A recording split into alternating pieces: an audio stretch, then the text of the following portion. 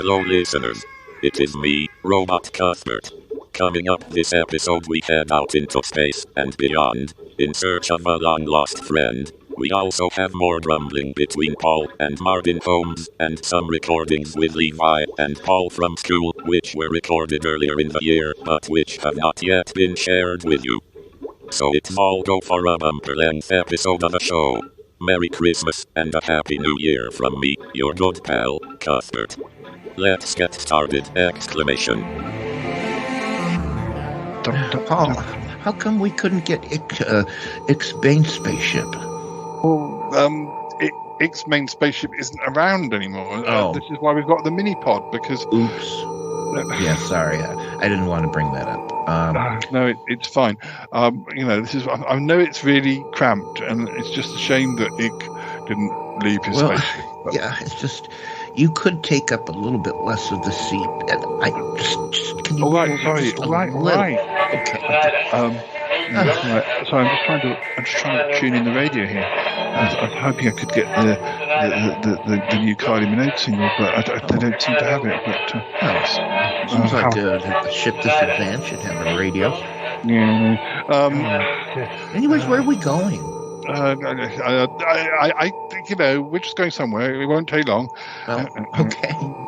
We're just going down to the store to get some, I don't know. Well, no, we're going up into space, as you can see. Okay. That's why there's stars and things around us. Oh, you're right. Yes, fade to black, and we're out of the... Oh, my God. Oh, you know what? It always amazes me when I'm in space, which isn't that often, but it has happened. I was once sent into orbit. I remember by that. order of the governor of New York State, I think, or at least the mayor of Piccolo. Was it something about playing a trumpet or something? I was playing a trumpet, and it was so horrible. They blasted me into outer space to forever orbit the planet. Anyway, sorry. When I say we're going into space, I should probably. Sorry, I don't mean to be grumpy, but I'm just trying to make sure our course is right. I had to program in some different courses. When I say we're going into space, no. Distracting. No, when I say that we're going to space, that's not completely true. We're actually, Toppy, I'm sorry, I just kind of didn't want to come by myself, but we're not going into space. We're going to the other dimension to rescue Ick. That's what we're going to do. Oh my God. Oh, I hate interdimensional travel. Paul, why did you tell me? Because I didn't want to go alone, but we need to rescue Ick. All right. But do you know what you're doing? No, not at all. Not at all. Oh, that does not instill me with confidence. No, it doesn't. Nor me, but it's going to happen anyway. It's just that there's so many dimensions. How do you know we're going to get to the right one? Because I've got the coordinates. Oh. Now just sit quietly and let me just finish programming them in. Try. Do you really think you should be fiddling with that button? No. How are you? Hope you're fine. This is the Shy Yeti Show. 10, 9, 8, 7, 6, 5, 4, 3. Good luck, studio. Oh, it's the Shy Life Podcast. Oh, there's going to be some drama ahead. All I wanted was a pie, and then I hatched out of an egg. Okay, bring the mic over. He's ready to record. I see your mental condition is improving. Is it metaphorical? Is it deep? Is it deep? Good boy. He said all that Shy is right. Blimey, Governor. It's the Shy Life Podcast. Hello, Paul. Quack. I don't know how he does it. Excellent. Hello. Oh my goodness. 191, 691. Bonjour et bienvenue au podcast The Shy Life. Hello and welcome to yet another episode of the Shy Life Podcast with me, Paul the Shy Yeti. How you doing? Well, we're okay, but as you may have already heard, we've been having a bit of an adventure, Toppy and I. Yes, it's true. We have attempted a rescue on Ick. Was it successful? You'll have to listen and find out. Let's just jump back a little bit. We'll run the theme music, and you can see how we actually got to the situation where I received the coordinates that directed me to how to get to the other dimension. As you know, I didn't really want to go, but well, seems like they changed the sort of criteria for what they wanted. So anyway, we'll run the theme music and then you'll see exactly what occurred. Run that theme music. Darling, it's the Shy Life podcast. Yeah, but it's a positive thing, Paul. The high life, the shy life.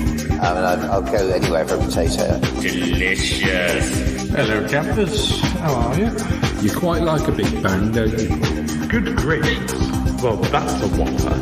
Oh, Yeti. Go Shy Yeti. Oh, I hope he hasn't found out my secret. Do you think he has?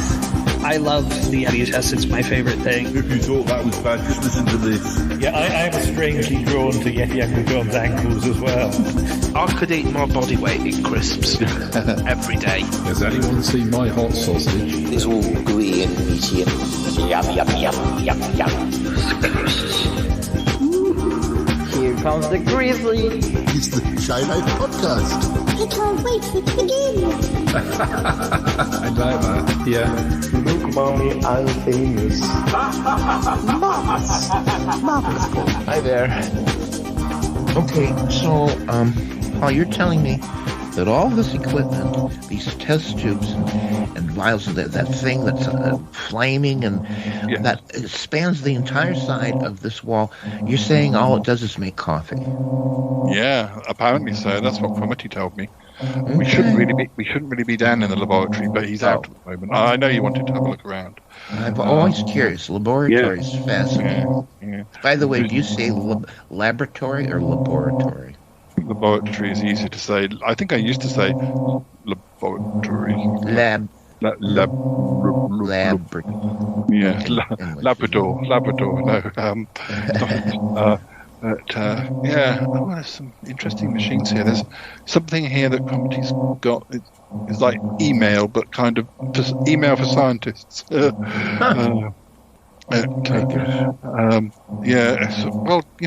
have a wander around. I'd say we should say hello to Cuthbert, but I think he's sleeping. So, okay. But you just wander around, and I'm just looking at this. Oh. Well, listeners, this is weird. There's a message here for Cromitty, but it's from the other dimension.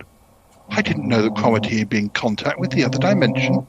Are you talking to me, Paul? No, it's fine. No, it's fine. I'm just checking some mail that's come through. Okay, all right. I'll be over here looking at this thing. Don't touch it. No, I won't touch. Oh, and don't eat any pills, because I did, and I ended up like a giant.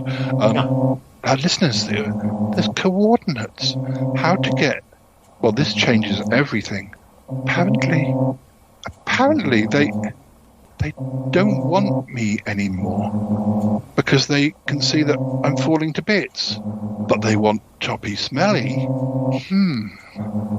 Interesting. What's going on, Paul? No, nothing much. No, you just keep looking around. I've just got to do a quick reply. All right, I'll be over here. Yeah. They want Choppy Smelly. Slips away. Okay. Well, if it means getting Ig back, then, I mean, they don't say they want him for good. They just want to meet him.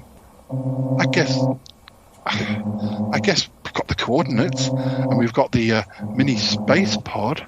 I guess. Hey, Toppy, how about we have a little trip somewhere in the space pod? We won't go too far. We won't go too far. But, I wouldn't mind getting some ice cream. Yeah, we can get ice cream. That would be fine. All right. Hey, let's go and do that. Okay. Anyway, we better get out of here before Cromitty comes back. I'm just going to take this printout with me. It'll be fine. Oh, what's that? No, just some directions to the ice cream shop. Ah, okay. Yeah, there's a good one. There's a new one. It's a little bit further than usual, but we'll get it. Is it going to be a long walk? No, we'll go in the space pod, the little space pod. Space pod? Yeah. Well, that's a little extravagant. But... Yeah, but it's in Germany, so okay. We can get there very quickly. All right, this is kind of exciting. Yeah. I didn't bring my passport. No, they will never know. They'll never know. We'll just dip in. Okay. Right. I should just do a quick reply. We'll be there soon. Yeah. Okay.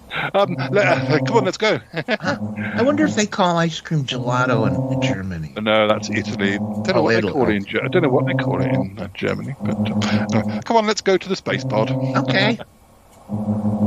So, listeners, that's how we ended up on the space pod. Of course, it took a while before I admitted to Toppy Smelly quite what we were doing, and I really didn't want to tell him that he was part of the conditions of our visit. But anyway, there were other things we had to contend with before I told him that. I'm just telling you, Paul, other dimensions make me nervous. You'll still get your ice cream. I mean, okay. It's just... There's going to be ice cream wearing a Van Dyke.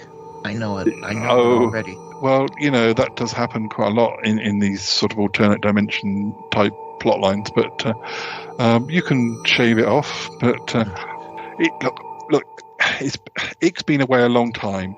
The other dimension held him hostage, and now they're offering him back. There's just a small thing they want in return. A small thing? Well, originally... they want money? Gold? No, what do they want? I'll explain when we get there.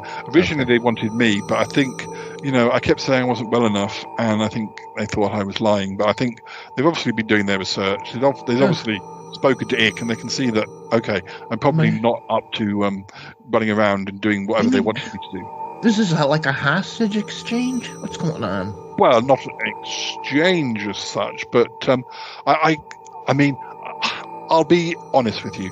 When we were down in the lab, I found a message that had been sent to Cromitty, and I guess Cromitty, maybe Yeti Uncle John, they were keeping the news from me, and perhaps they didn't want to worry. So this really isn't about ice cream at all. No, but I did need you to be with me because I didn't want to travel by myself. I didn't want to travel by myself. I was scared. But okay. Just a minute. What? No, we've got a message coming through. It's from home. I bet it's Cromitty. Hello, Cromitty. Paul, where have you gone? We're just going on a little ride, Toppy Smelly and I. Paul. Yeah. To another dimension. I thought so. I saw that you'd replied to the message. What were you doing in my lab? Well, I was just looking. We were just down there, and I saw the message come in. I didn't know you were doing communication with the other dimension. Paul, I was trying to protect you. You must come back immediately. I'm sorry. That's a good idea, Paul. We should go back immediately. No, we need to rescue Ick. Okay. But Paul, you could be in danger. Danger? Paul, he said danger. Did you hear that? I heard danger. No. That's just the name of his favorite cologne. Don't be silly, Paul. No. How could you trust them? They could be luring you both into a trap. Luring? Trap? Paul, he said luring and trap. Did you hear that? Yeah, but we can't let Ick be held hostage any longer. It's bad for the ratings. There are people out there who are writing in, where's Ick? The show's not the same since Ick went. We need to get him back. Okay. Paul, what's going on? Yeti Uncle John, everything's fine. What's going on, Cromitty? Well, Toppy and Paul have gone up into space in the mini pod, and they are going to the other dimension. They have used coordinates that I was sent. Oh dear, Paul! Don't be stupid. You can't go into the other dimension. He said we can't go, Paul. Then we can't go. This is the man who wears a flea-ridden coat, Toppy. Charming. That was kind of funny.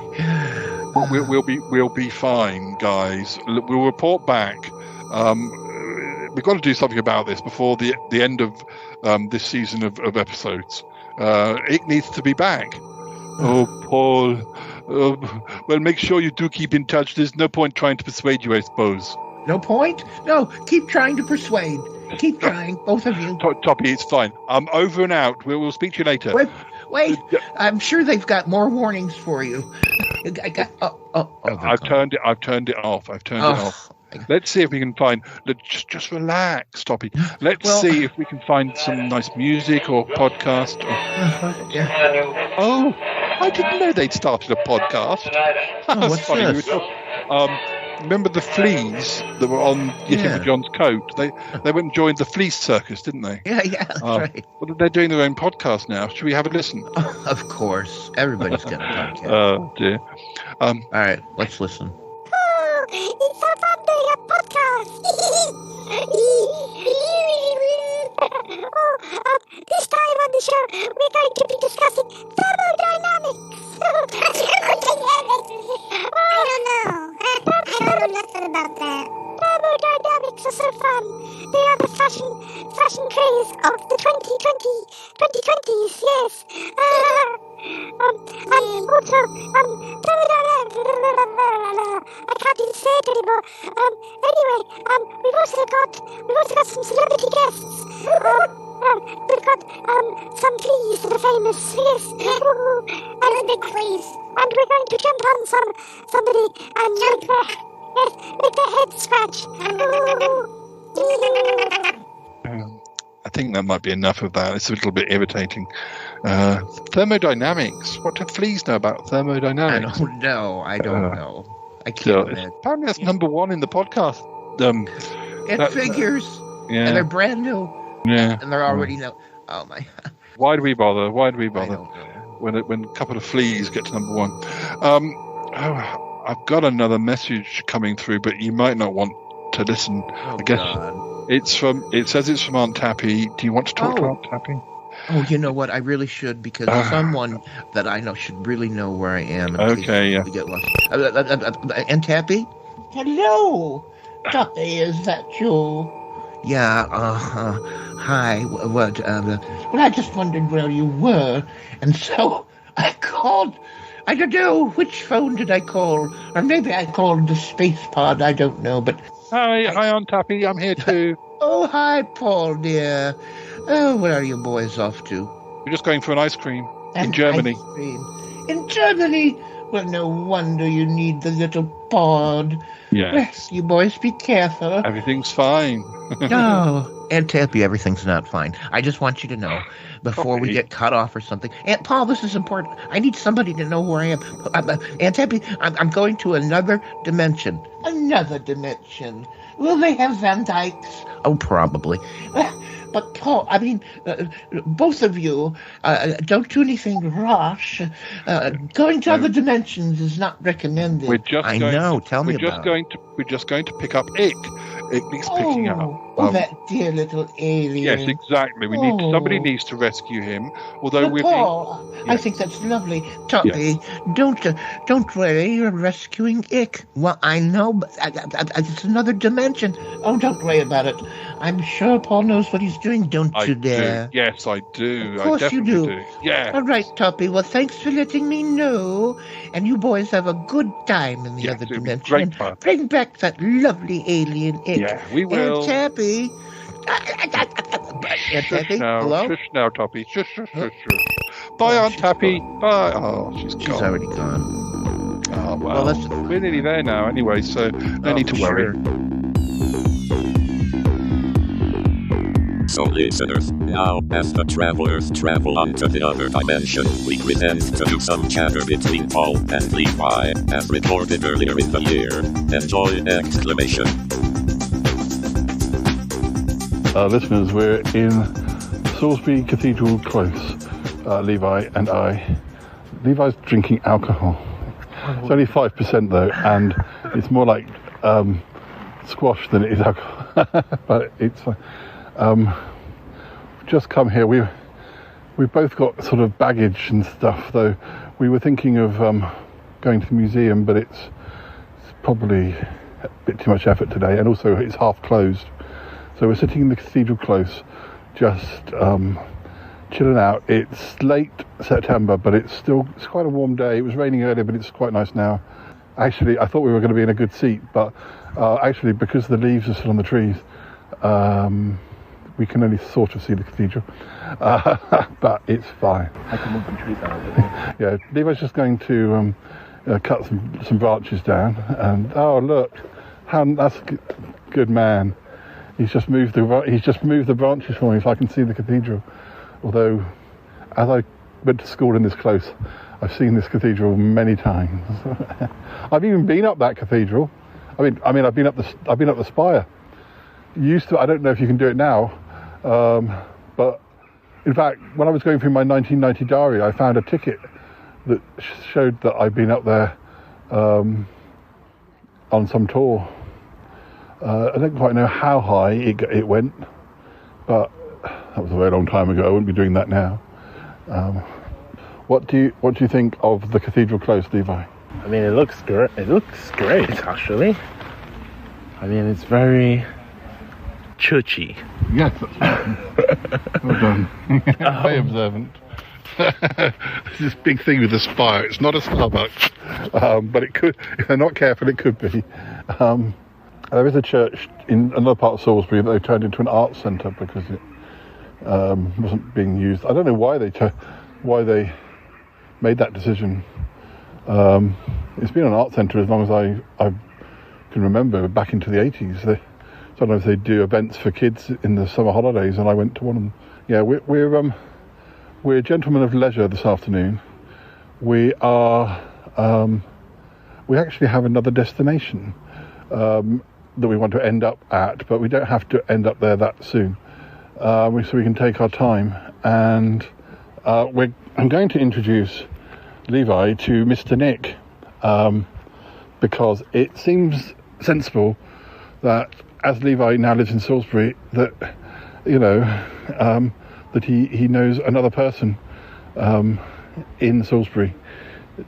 Nick knows places better than I do, current places, because most of the times I visit Nick these days, we just go to his house. We don't go very far because of my mobility, and I sort of lose track as to shops that I knew where they were, or pubs that used to be open. They're not necessarily there anymore. So anyway, we just thought it made sense. So we're going to potter up there. I know the magic word to get into Nick's house. I'm not telling you it, listeners, but I have the magic word. So I get to the cave entrance and I'll say Alakazam or whatever it might be. Sorry? You just told them. No, that's not the real one. I say, yeah, Alakazam, for instance, and the door will open, and then we can go and sit down and wait for Nick to get back from work. It's very convenient. So we can go up there whenever we like, and then we might be showing Levi some 1980s Doctor Who, but we'll see. He may run away scared. But yeah, that'll be happening later. But we might go and sit on another part of the close. We'll probably make slow move. We know where we're going with the bus stop. We know which bus stop we're aiming for. But we can stop in places along the way and maybe have a coffee, or maybe have whatever we want. We had breakfast this morning, so we're full of sausages and bacon and things. But it'll only last for so long. But for the moment, we'll sit in the close, and I may even be reading Levi's some poems, and I want to share with you a recording we made where Levi got to meet all the regulars not so long ago, because yes, we're introducing Levi to everybody, really. It seems only fair. Anyway, more later. Yes, later. Any final words? Well, not final words. Any words? Any words of wisdom? Any words of wisdom? I can't think of any words of wisdom right now. Well, those are words of wisdom. Sometimes I would interpret that to mean sometimes it's just better to keep quiet and silent. Those are words of wisdom, because some people, like me, never know when to shut up, and so sometimes when you're in a cathedral close, sometimes silence is the best plan, and you can just chill out, or maybe fall asleep if you're not careful. But that's a word. Levi's a very wise man. Okay, got you out of that one.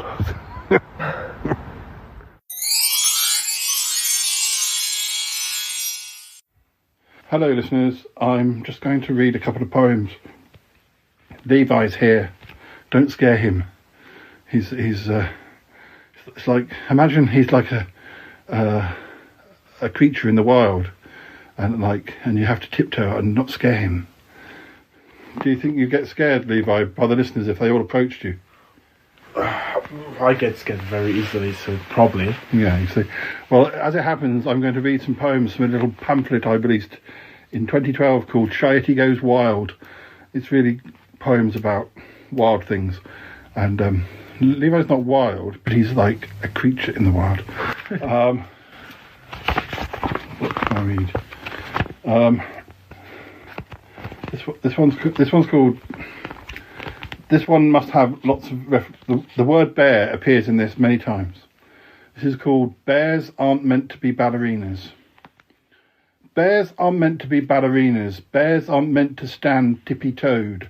Bears aren't meant to dress like girls do and do not play hopscotch in the road. Bears aren't meant to sing Hosanna. Bears aren't meant to dress as birds.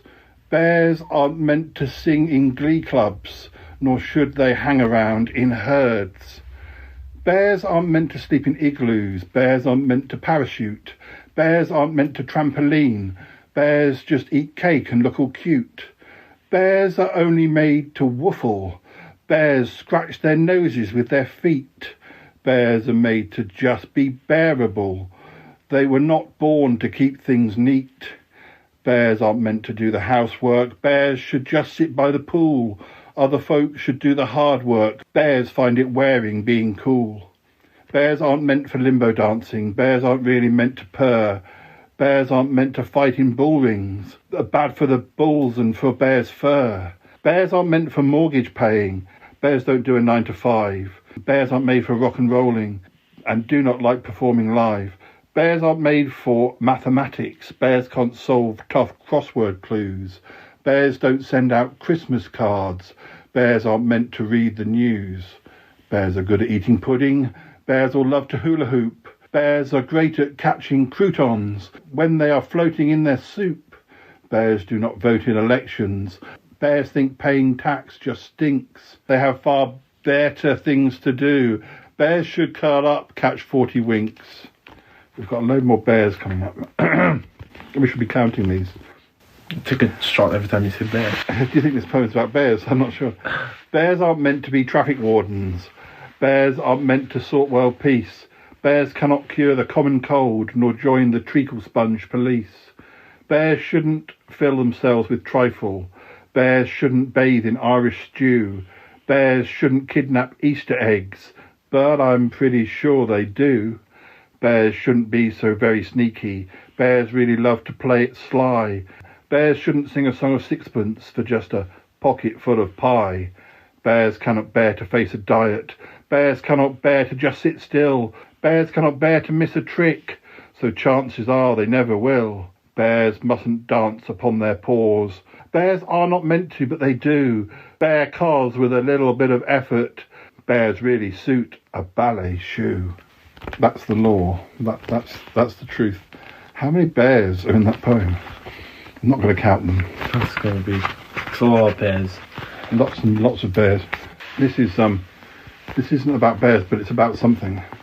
The black-eyed growl. The black-eyed growl is a terrible foe. The black-eyed growl bites his claws, don't you know? He is grumpy and scritchy and snaps if he's crossed, and loves to buy scratch cards no matter the cost. His bell-bottom flares drag along on the floor. He likes to chew babies, especially when raw. The old black-eyed growl is a candy day's fool. Did you know when he bathes that he does so in drool? The black-eyed growl is the size of a house. Yes, the poor black-eyed growl's petrified of a mouse. His musical taste is the music on phones, or the clunkety-clunk of bare skeleton bones. He can't dance, he won't write, no, not even a check, and he won't kiss his wife, no, not even a peck. What the growl finds hysterical, others simply find crass. The beast, to be honest, a pain, he's an ass. The black-eyed growl loves inciting a rabble. The black-eyed growl, too, is a master at Scrabble. He likes nattering and knitting and watching the news. His neighbours retreat from the sniff of his shoes. His one beautiful dream is to sing as a tenor. Has the words bad and worse on his knuckles in henna. Oh, the sad black-eyed growl has no friends, so to speak. Even his inflatable elk has developed a leak. The black-eyed growl has a secretive side. Yes, he likes feeding ducks, and he does so with pride. He helps squirrels cross roads, and he always shares pies. Recycled loo rolls is the kind that he buys. Has no interest in smut, and in no way is he seedy. He will always say thanks, opens doors for the needy, always flosses his fangs, always comes when they call. Well, perhaps that old growls, not so bad after all. That could be about a Yeti. So it could. A flea tea party. I'm going to a flea tea party. I hope there will be jam, that the cream is fresh as daisies and not some artificial sham, that I'm poured the finest champagne by an earwig in a suit, that a centipede in spats may offer round the Sharon fruit. Hey, I'm all for this sort of shindig, if the fleas lay on a spread, if they pass the olives round or serve some cheesy garlic bread. So I'm going to a flea tea party. Would it seem quite impolite if I wore a sign around my neck which requested, please don't bite? I'm going to a flea tea party. I hope there will be pie. There is no shame in loving pastry. We really needn't live a lie. The fleas should make a special effort because their guests have made the trip. But a flea drinks from a thimble. To me, that's not even a sip. So I hope they'll paint the town red or even a violent pink. But I need something slightly stronger than a cup of tea to drink. So I'm going to a flea tea party, but tiny fleas can be a bitch. They really have no kind of manners, and very soon you'll start to itch. I'm standing at this damn tea party. None of the fleas have bought a cake. I'm really feeling hopping mad. I could well squash them by mistake. I don't think they'd really like that, but it's the way it could well be. Should I raise my voice a little? Then those fleas are going to flee? No, I won't be staying long now. Let me bid them all ta-ra. Let this be their final fling. Let this be their last hurrah. If they bite folk at a party, fleas must learn there'll be a catch. So once I've crushed them into nothing, I'm left in peace to simply scratch. That's like flea-phobic. I'm a flea bigot. Oh, this one's fine. Why don't dragons clean their teeth? Why don't dragons clean their teeth? They are just so badly bred. They could all be sweetly smelling, but all have fiery breath instead. They will not floss their toothy pegs, nor comb their shiny tails. They refuse to go on diets, and will break the bathroom scales. They don't seem to care about themselves, and even less about their friends. Any pets, it seems, that dragons keep, will meet, well, tragic ends. Oh, why don't dragons clean their boots? They always look so shabby. They always seem to need a wash, and their tummies are all flabby. They're obsessed with being mean and with chasing armoured knights, or with stealing quaint princesses, though they'll vow they still have rights. Yes, they'll make a quick kebab from any nincompoop who passes. Seems some dragons might well benefit from anger management classes. Oh, why don't dragons chill a bit and stop being quite so fiery? Why don't they floss or clean their boots or keep an online diary? Why can't they just be slightly nice to those who do annoy them? Then perhaps knights wouldn't try to slay them all, and instead perhaps employ them. But it seems that's just the way they are. The growly dragon in his cave. He would rather just not have to brush and simply stink and misbehave. Hi, listeners. I think I might have mentioned this before, but the other day I introduced Levi to some of the regulars. I think it went okay, but, well, I think he's probably having to have a good lie down. You know what it's like, meeting the regulars. I mean, you meet them all the time, but not face-to-face, and Levi met them face-to-face. Anyway, you know all their names, and the first one he met was Cromitty. Hello, it's me, Cromitty. It's very nice to meet you, Levi. How are you? I'm doing well, not too bad. I should probably explain who I am. I mean, at least what I do on the Shout Out podcast. Some people might say I'm an eccentric professor. That's kind of true. I have a laboratory underneath Paul's flat, and we have a computer called Cuthbert, and yes, I've known Paul for a very long time, so if you have any questions about him, anything you want to know, I can probably tell you. So just think, if you have a question. Oh, definitely. See, I knew Paul back in the days of Sutton Park. You've heard of that, I'm sure. We had a few years where we fell out, but then when the podcast began again, I'd been living in his walls, inside the walls, without him knowing for a while. because I didn't have a better house. So anyway, he was very understanding, and we made friends again. But yes, I mean, I think that it's very nice that you and Paul have become friends because, well, I think that you could bring a lot of wisdom, because I've heard that you're a very wise person. That's true, I think, yes? I would believe so, yes. Yes, that's what I heard. And you know, I think Paul needs somebody to give him, not that I couldn't help, but sometimes, you know, he doesn't always listen to people who are close to him. So ask me anything about Paul. Go and think, what would you like to know about him that you don't know already? I want some dirt on him. Some dirt. Well, once upon a time he went for a walk, and it was very rainy, and there was this big puddle, and he didn't realize it was so deep, and he fell in. He was covered in top to toe in dirt. So that's a definite. That's definitely a story where he got quite dirty, and yes, there was a lot of dirt on him. Well, anyway, I think this is like speed dating. We get 2 or 3 minutes with each character. So, I mean, not about character, but you know what I mean. I'm a regular. So I think I'm going to have to shift on and let the next one speak to you. I don't know who's coming, but I'm sure it'll be good. Hello, darling. Are you Levi? I'm Bettina Dupre. How are you? Oh, you're very tall, aren't you? Oh dear. I should tell you a bit about myself, dear. I'm an actress. I've been around a long time.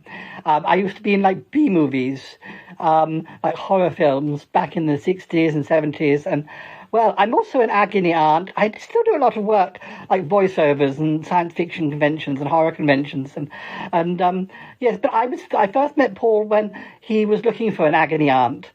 So I mean, I can answer any of your. You know, do you have any troubles you'd like me to help you with? Just, you know, nobody ever sent me in many letters, so I'm dying to answer any of your problems. Do you have any problems, darling? Not at the moment, but I've got a question. Like, I mean, how do you make it in the industry? I mean... Oh, darling, I think partly, I was quite a beauty in my day. I was very popular. And, you know, what you really need to do is also you need to go to all the right parties. Even if you've never been invited to them, you just turn up. The trouble is, this might sound a bit, things were different, let me say. Things were different in the 60s. Men were so stupid back in those days. I think men are a little bit more sensible. Well, I hope they are, darling. But you only had to flutter an eyelid at them, and they let you into the party. You just went up to the door with a few girlfriends and said, "Oh, I've got a ticket." Flutter my eyelids, and they let you in. And oh, they're so silly. You get them to buy you drinks. I don't like to sound like, you know, we were taking advantage of them, but I just use the excuse that it was the 1960s and everybody did it. So you probably think I'm a bit of a cheeky old thing, but yes, I am. I still am. So I'm a bit of ashamed of my answer, darling, but things have changed, but you can't change the past. So it may not be so easy for you, darling, but I'm sure you could flutter your eyelids, but I'm not sure what would happen these days. Anything else? At the moment, not really, but that was great advice. I'll try fluttering my eyelids sometime. I think you've got a certain magnetism, darling. I think that, you know, I think your cheeky grin would win anybody over, darling. So, I think my time's running out. I'm going to have to pass you on. It's been lovely meeting you, darling. You'll have to meet my husband sometime. August Evans, he's a painter. He'd love to paint you. I think he'd have to get a very tall canvas, though. But he can do that, I'm sure. All right, darling. 1,000 kisses. 1,001 kisses. Oh, Levi. I recognise you. It's me, Yeti Uncle John. You must have heard about me. I'm sure Paul's told you a lot about me. What wonderful to meet you. how's it going? How's it been hanging out with Mr. Yeti? The Yeti has been absolutely lovely. Oh, really? Go. Well, go on then. Tell me. What how has he been lovely? He's not usually lovely. Has he done nice things? I mean, he's been a good friend so far, so I can't complain. Oh, well, I'm glad to hear it because, Yetis are a funny type. I should know because I'm one myself. But anyway, I should tell you about me. I'm Yeti Uncle John. I am distantly related to Paul. I mean, we're not quite sure how it all works out and who's related to who. But anyway, I'm a bit of an inventor. I invented, you might have heard about this, I invented computers made of cheese. That you can use them, and then when you get fed up with them, you can just eat them and put them in a sandwich. Never really took off as well as I thought it would. But still, I've got a load of them in my storage cabinet, so I'm never going to be short of cheese. What else have I done? Oh, I'm a bit of an amateur magician.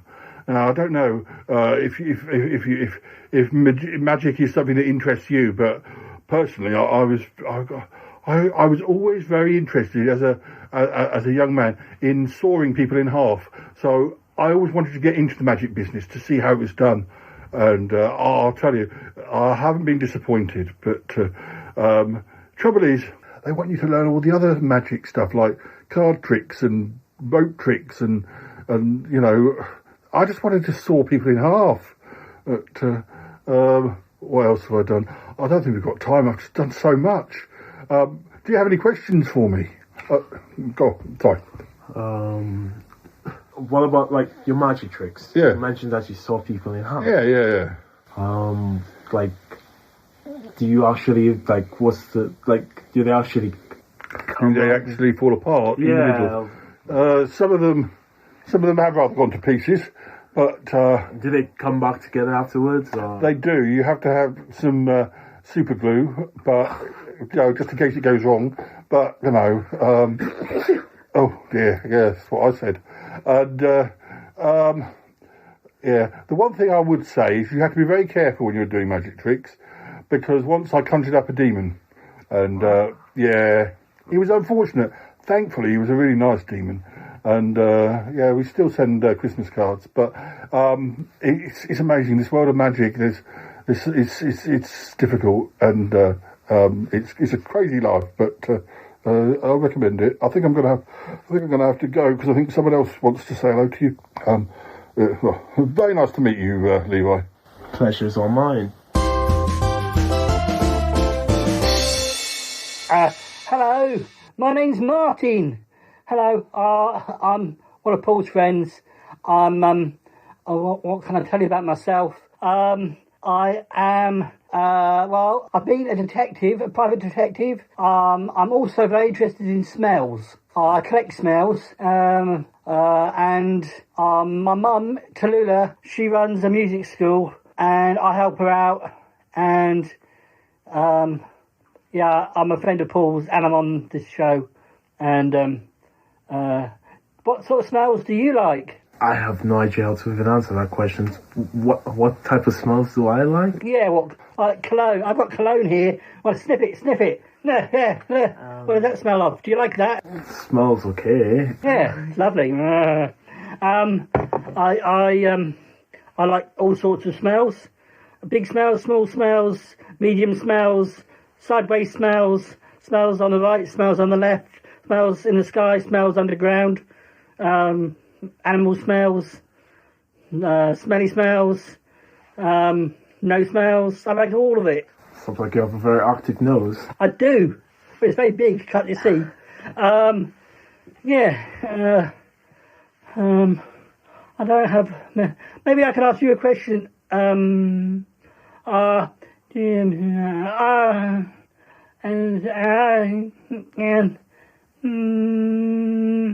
I can't think of one. All right, it's been nice meeting you. Somebody else might be coming around in a minute. It's nice meeting you too. Bye. Bye.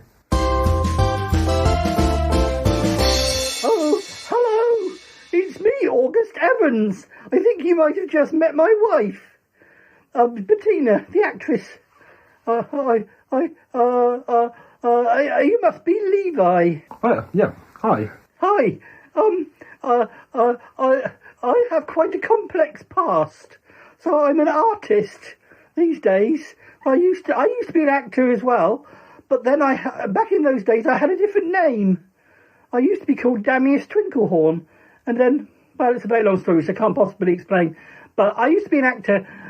You know, if you watch old films and you see a teapot on the table, well, I used to play those kind of roles, like teapots and hat stands, all sorts of things that you would think weren't people. I would play like a duck or a fish, like in a little bowl.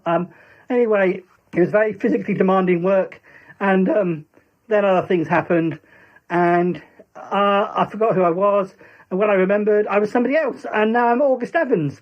I'm a painter. I paint things. I can paint you. I'd like to paint you. You're very tall.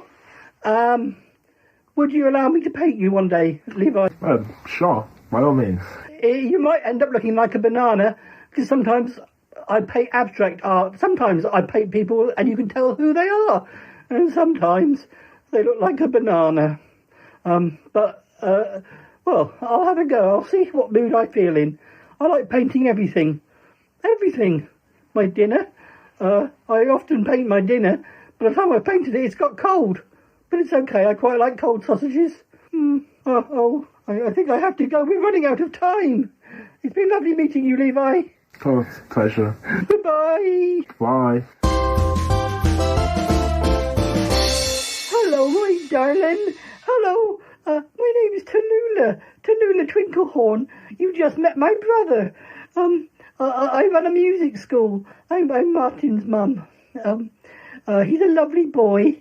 Did he tell you about his smells? Oh, he told me all about his smells and the type of smells he likes. Oh, did you know something? We only recently found out we were related. Because I had a baby when I was, years ago. And, I thought he'd been killed in a car crash. But it turned out he hadn't. And anyway, it's a very long story. And we were reunited on this show. And now we live together and he helps me at the music school. It's a beautiful story of love and family over adversity.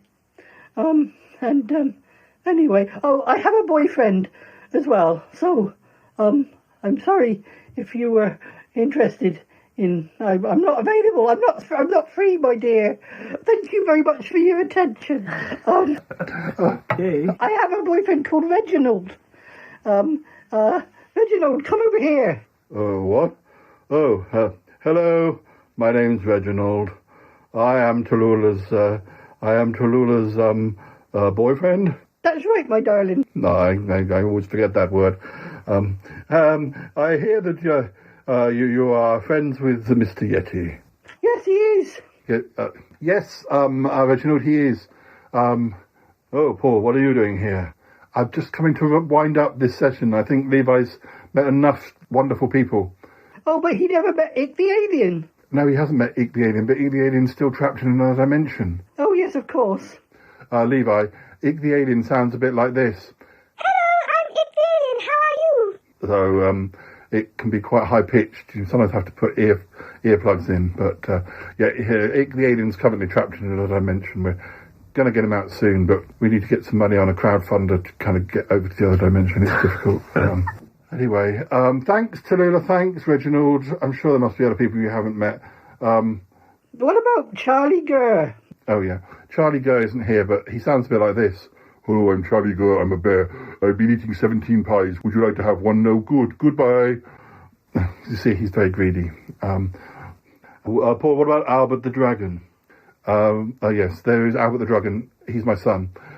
He talks a bit like this. Hello, I'm Albert the Dragon. I look after a school of phoenixes. He talks a bit like that, but he can't be here today. So, right, I think that's quite enough. Levi, are you feeling okay? Has it been a bit much meeting all these people? Not really. I'm actually having fun. You're very resilient. It's very good. Listeners, you see, Levi is very resilient, and also I hear he's very wise, and he knows a lot of stuff about a lot of stuff. So, but I think I'm going to let him lie down and have a cup of tea. We'll speak to you later. Say goodbye, Levi. Goodbye. He's very polite.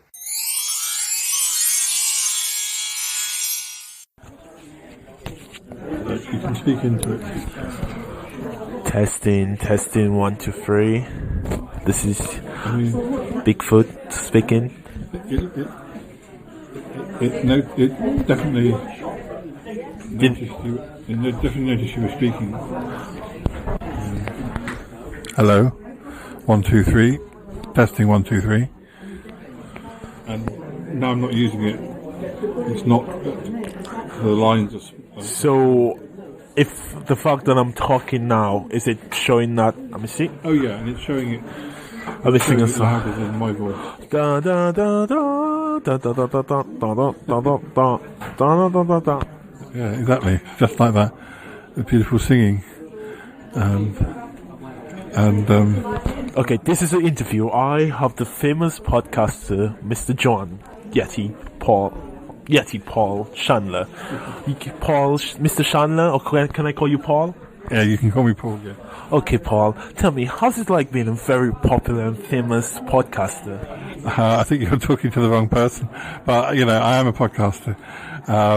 It's good. I've been a podcaster for about 7.5 years. I've never got bored of it yet, so... there are certain glamorous aspects to podcasting. I can't think of any of them at the moment, but there are. Obviously, I do have my own personal barber who does my hair. So. Oh, that is pretty posh. Yes. So, Paul, tell me, what's the highlights? You spoke about highlights. What's the highlights of being a podcaster? I mean, you've been all over the media lately, so, I mean, you have to have some stuff that you like. Tell me all of the celebrity dirty secrets. Celebrities, well, obviously there's the famous podcaster Toppy Smelly, who I often record with. He's an American, which automatically makes him very glamorous. Anybody who you podcast with from another country is instantly very glamorous, and Toppy Smelly being one of those for sure. And but obviously the show of late has been, I've been interacting with all sorts of celebrities from all over the world. We've got Gianluca in Italy, we've got Mateus in Poland, we've got other people that I can't tell you about yet because they've not been on the show in episodes that have been released, but so many people from all over the world, from instantly glamorous places. So. Oh, that sounds amazing. So, about the podcast, tell me what's new for the podcast. Well, I'm pleased to say that we've recorded so many episodes. We have episodes probably well into, more than we can release in January, maybe February. But I often release episodes. I often record episodes. They don't get released in order because I try and make each episode as different as possible. Or if I'm sort of talking about music in an episode and I've got 5 episodes where I'm talking about music, I'll spread them out over quite a long period, maybe do one a month. So, yeah, it's difficult to. But there are some new guests, there are some old guests, there are some shocking episodes with drama, and there's a lot going on with some of the characters. That there is going to be a big explosion at some point soon. People could get killed, all in the form of audio. So at least it won't be gory. You can imagine it being gory, but you won't be forced to see it. So it's all in your head. It's as gory as you want it to be. Yeah. Oh, how lovely! Well, we're gonna be looking forward to this, Paul. So, thank you so much for being on my interview today, and much appreciated. Hopefully I could get you some of the time. Maybe you could tell us a little bit more, about the life of the Yeti. So thank you very much for coming, and I do hope you more success in your future endeavours. Thank you very much. It's very pleasing to be here at the birth of a new podcaster. And the end of the interview.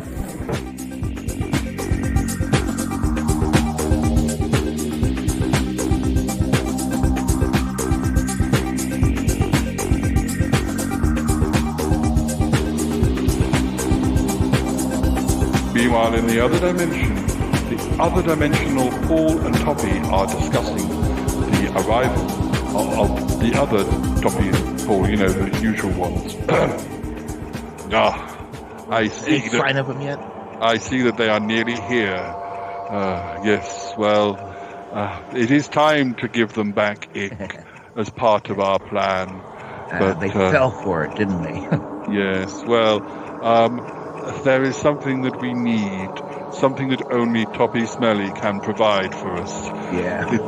I mean, we were hoping that the normal Paul could help us with another problem, but he really is falling apart at the moment. He just wouldn't be useful. I did consider trying to get him reconstructed like the $6 million man, but actually, no, it wouldn't work. But doing a bargain with Toppy Smelly will yes, I can see how that could definitely help us.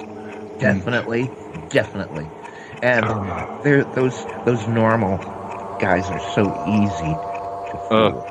Aren't they just? Well, that's why us in the alternate dimension are so much more successful than them over there. Evil. Hey, stroke your hand, like I'm doing. Yeah. The only trouble is, we are so successful, you just get to the stage where, you have to do evil things just to get even more successful. But that's the fun of it. Yes. Well, they should be here soon. Ick is currently in suspended animation. I intend for them to take him home still suspended. It's all part of the plan.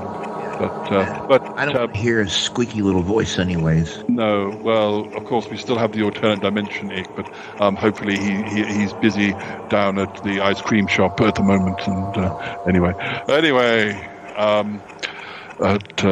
yes. Anyways, and when you say anyways, stroke your Van Dyke. Oh yes, sorry, yes, I'm stroking my Van Dyke. That's a type of beard. It's a type of beard, not an artist, is it? No. Yes. That's stupid. It is true, listeners. Ick is in suspended animation.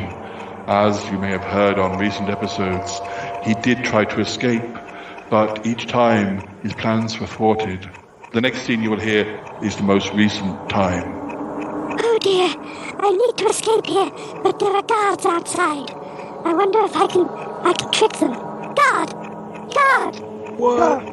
I've got a stomachache. Please, can I have a glass of water? Oh, how about a chiclet? Yes, please. I just need help. I need a doctor. Oh dear. A doctor? I have 17 stomachs. I'm an alien, for God's sake. Oh God. Sounds serious. Please come in. Please help me. Oh. I'm not supposed to open this door. I know, but if I die, you'll get into trouble. Oh dear. Well, that's true. If I'm sick, I'll be sick out of all sorts of areas. Just do me a favor. Crawl back. Crawl and slime your way over to the far side of the... I'm doing it now. Okay, I'm coming in. Make any sudden slime ball moves. No, I won't wrap my tentacles around you and pull you to the floor. No, I won't. Oh my God. I'm sliding you to the wall. I'm sliding you to the wall. Now you can't move. I'm going to escape. I'm escaping. Oh dear, I'm escaping. Oh dear, there's guards everywhere. Do I go to the left or the right? I wonder if I can find where my spaceship is. Oh dear, I'm running towards the spaceship. I can see it ahead of me. Oh dear, I've never got so close before until now. And oh no. Stop right there, Ick. You're not going to escape. Alternate dimension, Toppy. Shoot him with that ray gun. No, please, no. Right, here you go, you slime. No. We taught him a lesson, didn't we? We most certainly did, but I have a plan. I knew you would. Are you stroking your Van Dyke? Yes. Okay. Yes. Okay, Toppy, we're nearly there. We'll be landing in about the next 2 or 3 minutes. Landing? I don't even see anything to land on. It's fine. It's the other dimension. It'll just be like, I'm just getting some more instructions. Yeah. Interesting. What are we supposed to do? It's about what they want you to do. What do they want me to do? Well, we kind of have to do anything that... Anything? We kind of need to do anything we can do to get it. You agree, don't you? Don't you? Well, that's easy for you to say. I'm the guy that's going to have to do anything. Yeah, but it'll be fine. Okay. It really will be fine. Okay. Look, what they want you to do is... Well, they want to scan your brain. Scan my brain? Yes. But I don't have one. Well, okay. Is it safe? It's safe, but also what they want to scan it for is a particular talent you have. A talent? Me? Yes, I think they can use it because the people in the other dimension, that they're a lot more successful than you and I. But as with most rich, successful people, they get bored very easily. They always want to learn a new talent or turn it into a money-making scheme. And I guess they have a money-making scheme that they want to investigate that they're having trouble with, and they thought you could help. I know. Is it my ventriloquism skills? No, not quite, but we're along those lines. Skill as an amateur magician? Yes, it is. It is? It is. They want you. God. They want you. They want to scan your brain, and they also want some lessons in doing magic. And then they'll give us it back. Oh my God, Paul! You know what this sounds like? This really happened in real life once to Robert Houdin. Oh yeah. He stopped a war by performing magic, and they said, "Oh my God, you guys are so powerful! You can do this magic stuff. We're not going to wage war against you." Yeah, it really happened. Wow, this is happening again. But this time you're the hero. They probably want me to stop a war. Well, this is exciting. It is a kind of a war, holding it hostage and all that business. But I can't wait to show them my pencil through a coin trick. That'll really do it. And maybe they'll be more interested in magic generally rather than just wanting you to show them how to saw a woman in half. But as a certain Yeti Uncle John is very fond of. But okay, well, we are. You do all the landing stuff. I'm going to limber my fingers for prestidigitation and sleight of hand, Paul. Sleight of hand. I'm going to do exercises, and then this is very interesting. Very interesting. Okay, land. Hurry. Yes, I'm landing. Property, what's going on? What? Yeti Uncle John? What's going on? Have we heard from the boys? No, we haven't, and I'm just getting a phone call from Aunt Tappy. Hello, Aunt Tappy. It's me, Cromitty. How are you? Hello. Why, how are you? Oh, well, I'm fine. I'm very worried about the boys, of course, but... have you heard anything? No, I think they have arrived in the other dimension. Already? Well, yes. It's quite... I mean, it's a long way away, and yet it's very close, but... well, that's true. Did you know that I have experience in dimensional travel? I believe I had heard, but not the details. Oh. Well, for about 8 years, I was in an alternate dimension. Of one thing or another, I don't even know, but there was a bunch of evil people there. That's all I know. I wonder if it's a very similar place to, the alternate dimension that Paul has experienced. Because I don't know. But my doppelganger, that's German, dear, in the dimension, she had a Van Dyke. Oh, that seems to have been a great deal. Oh, doesn't it, though? I can tell you that I do know a bit more information that's come through. Oh, good. Apparently, the reason that Toppy was invited is that they want some talent that he holds. Oh, but he doesn't have any. Well, I think it's this to do with... terrible. I think it's to do with his magic. Exactly. That's what I just said. He's just... No. Aunt Tappy, he's a great teacher. I wouldn't be the magician I am today if it wasn't for Toppy Smelly. I know everything I know about sawing women in half. I learned from Toppy Smelly. Oh, yeah. Well, that's tragic, but... I could never get the card tricks right, but sawing women in half, Toppy, he's totally responsible. But, Oh dear. Well, this is insanity. But well, if you hear anything more, of course, please keep me up to date. Oh dear, I do hope that Toppy took some of his magic tricks with him. I will let you know as I hear things, Aunt Tabby. It'll be fine. All right. Yeah. Oh dear, this is terrible. Oh, poor Toppy. He never was a very good magician, you know. I'm sure he's better than you remember. Oh, he's marvelous. He's my hero. All right. Well, it's nice of you boys to try to keep me cheerful. Well, I'll be get going, and so that the story can move along. And you call me as soon as you know something. I will. I definitely will. Yes. Okay. Bye. Oh, bye. Bye. We've landed now. I'm very nervous, but I'm always nervous before a magic performance. I know. Well, I just had a little chat with the alternate versions of ourselves, and they want us to split up. Now, we'll be fine. No, I don't want to split up. We have to. Look, we won't be for long. They've got to scan your brain. The alternate. Scan my brain. Yes, and then you can do some lessons. But they need to have the I don't think they want to learn completely, by lesson, but by experience. They also want to kind of get, there's so much more to that they want everything that you know about magic. They're going to suck it out of my brain. Will I give it back? Yes, I think you'll still have it. I think you'll still retain it. Okay. I'll do it. If it's for Ick, I'll do it. Thank you, Toppy. Look, I'm going to go with the alternate Toppy and see where Ick's being kept. Apparently he's under suspended animation.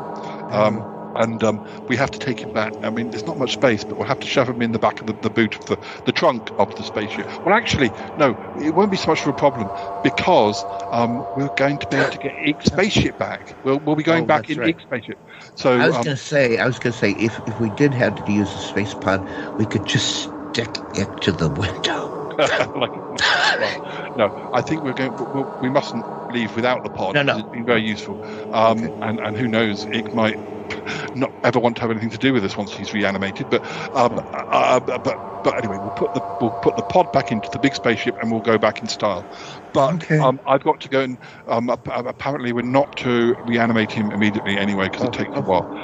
But anyway, you'll be. Who are you going off with? I'm going with alternate Toppy to look at Ick, and you'll be with alternate Paul. Having your brain scanned. Listen, keep your wits about you. Treacherous Toppy can be probably pretty darn evil. Yeah, they're pretty much like us, but with slightly more dramatic evil voices. But anyway, I don't like this. But okay. I think listeners, just a little bit of music, perhaps, and when we come back, we'll be in our separate places. Yeah, make it soothing. So listener, now as the other dimensional adventure continues, we present to you some chatter between Paul and Paul from school, as recorded earlier in the year. Enjoy! Exclamation.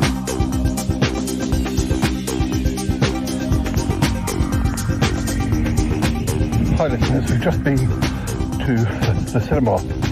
When I say we, I mean Paul from school, and I have been to the cinema. We've been to see A Haunting in Venice, which is the latest Hercule Poirot film based on an Agatha Christie novel called Halloween Party, directed by Kenneth Branagh playing Poirot. I don't know about you, Paul, but the first two, Murder on the Orient Express, I didn't mind, although I had a strange situation where when I went to see it, there was a power cut in the middle of it, and then they whizzed back to the film about 45 minutes. So you sat in the dark while they sorted it out. Then it went back 45 minutes, like we completely. They start from the beginning. Yeah, well, not quite, but we'd already got into the first murder. We went back to before the first. So a 2-hour film or whatever became quite a mammoth one. And then I don't think I saw Death on the Nile at the cinema. But I think I might have got the DVD. But anyway, I wasn't impressed with that one at all. But What did you think of this one? Well, I thought it was very stylistic. Yeah, there were lots of weird angles. Yeah. I thought it was like trying to come across as like an art film. Yeah, a little bit. It's definitely trying to be quite different from the last one. Yeah. The first one that Branagh did, I thought was pretty good. Yeah. And the second one, Death on the Nile, I didn't think much of that at all. And if I'd been in the cinema where it rewound, that would have been, I would have exited. Yeah, I think. Do you remember what cinema it was that you were in? That it was Curzon in Wimbledon, but it was the first one, not the second one. I think I'd have walked out if it had been the second one because I was really poor, disappointing. The third, this one, very different and not a famous story. No. I mean, I really liked the whole scenes of Venice. Yes. I think it was filmed. Yes. On location. I don't think it was a CGI job. No, not sure about the house though. That could have been a studio, or that could have been an actual. Yeah. I don't know. There's a big scene at the end, doesn't it, where they sort of panned out. It seemed to happen really quickly. So there was a long sort of preamble, and I thought they could have spent a bit more time telling us about these different characters. Suddenly, someone had been murdered, and we were immediately into the whodunit. I'm not convinced that can't do spoilers at this stage. It's a bit early, but there was somebody who was kind of one of the murders wasn't exactly a murder because the person was threatened, and I really don't think they would have, even though a child was in danger. How would they know whether he had done it? I think I wouldn't have done that. I'd have waited and tricked the person who told me. That seemed a little bit contrived. Yes. So I mean, all the ingredients are there. You know, an isolated location, a stormy night. You're trapped. You've got there's a murder. People have been bumped off. You're trying to desperately find, interview people, find a motive. All the ingredients are there. I'm not sure why they set it in Venice. I'm not sure if the original book was or not. I don't think that's what I thought it was a haunted house in Devon or something. Probably. Or in England anyway. But I don't know. I thought the first half was not great. It did get better. But I think it was definitely better than for me on Death on the Nile. Yeah. Probably on a par with the first one. I think it's a sort of a 5.5 out of 10. I'd give it. It was trying to be a bit different, but also made you a bit dizzy. Some of the shots. just a bit forced. I think it's desperately trying to be like an art film.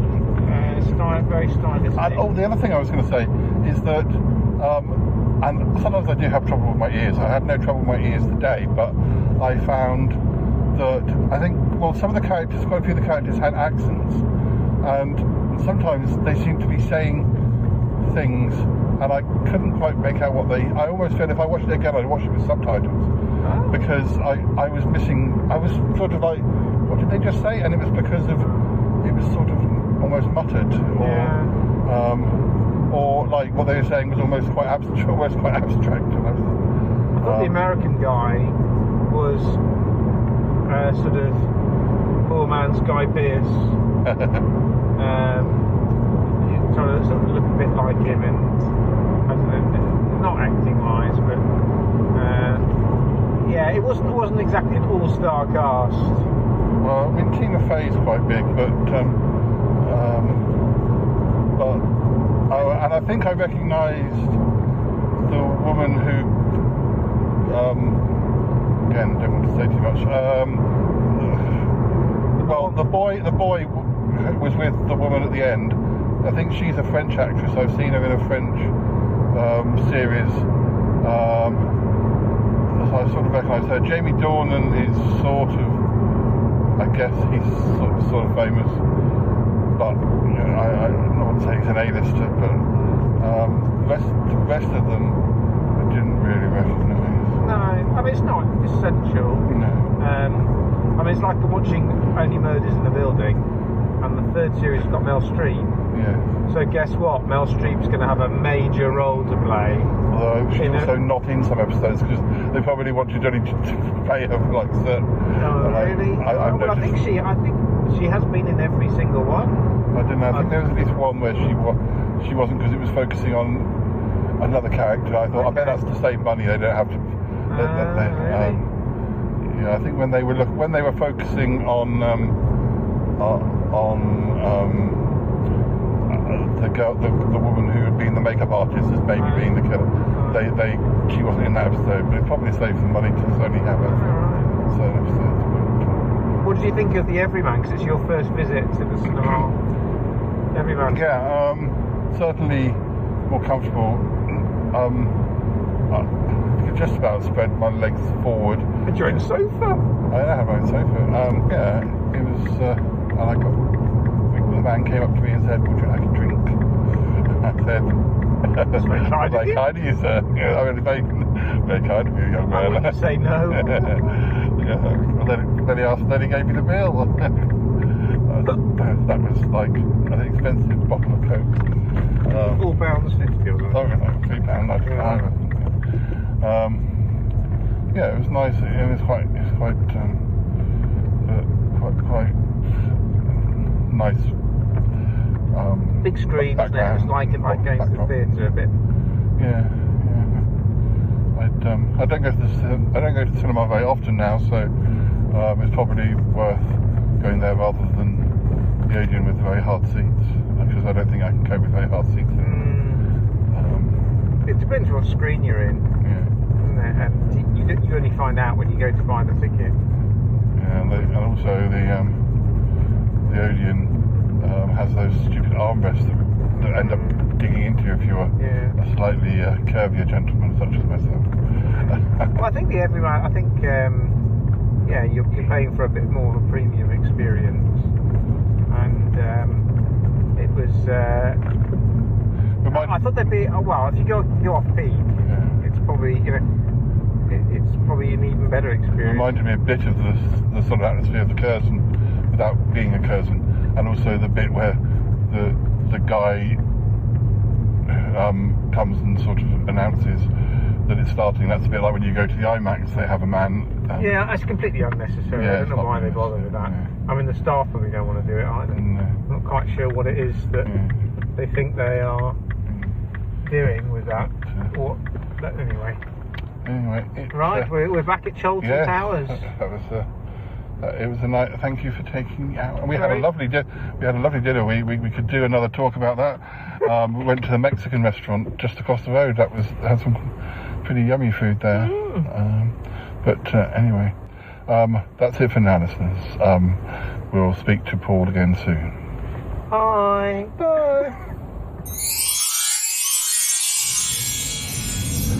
Listeners, I'm here with Paul from school. We've just been out for another meal.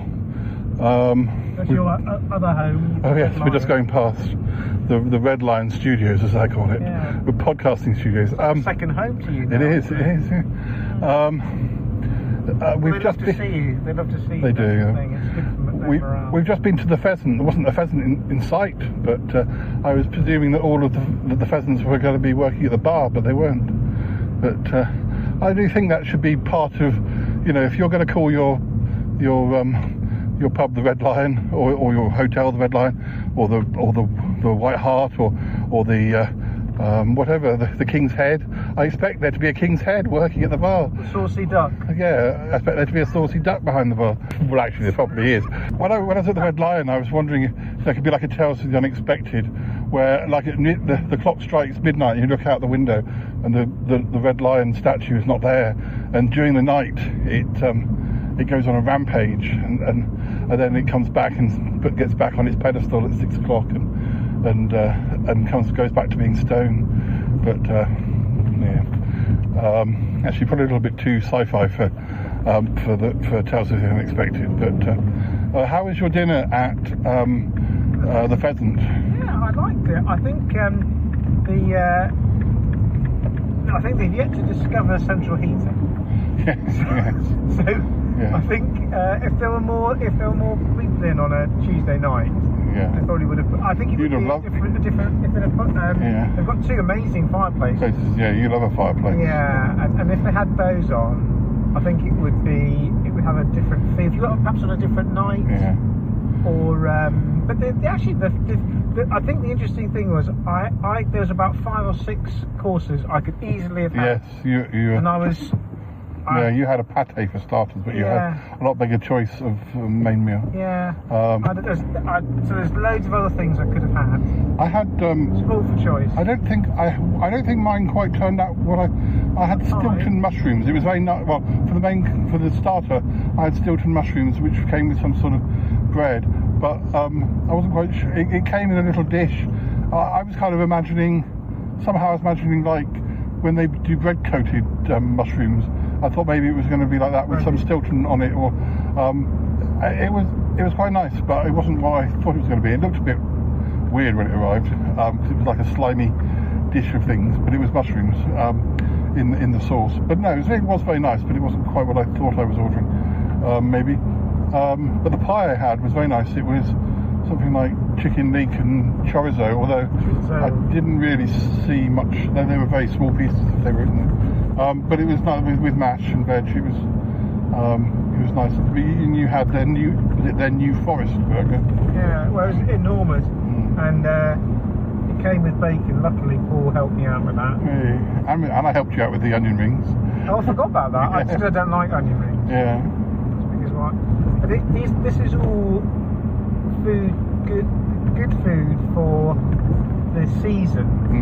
And we were just talking about our favourite seasons. What is your favourite season? Yeah. So just because you're born in the summer or the autumn doesn't necessarily mean that you like that season. I like the autumn if it's a nice autumn, like you get like how I was hoping it was going to be when I went down to Swanage. I was hoping it was going to be we had a sunny day and we had a wet day. If it had been sunny the whole time, I like those sort of late, like September or October days where it's sunny, or the leaves are changing, and I like autumn when it's like that. I don't like it if it's wet or like horrible autumn, because that's more winter to me. What about if it's very crisp and cold but bright? I like. Or is that? I like that. No, I don't mind that either. I just wrap up in extra layers, but because you were saying, although you're born in the summer, you prefer the autumn. That's definitely my favourite time, because I like the build up to Christmas without the realisation of Christmas. So I like the anticipation, as in much in life. It's all about anticipation, and it's about the journey rather than the destination.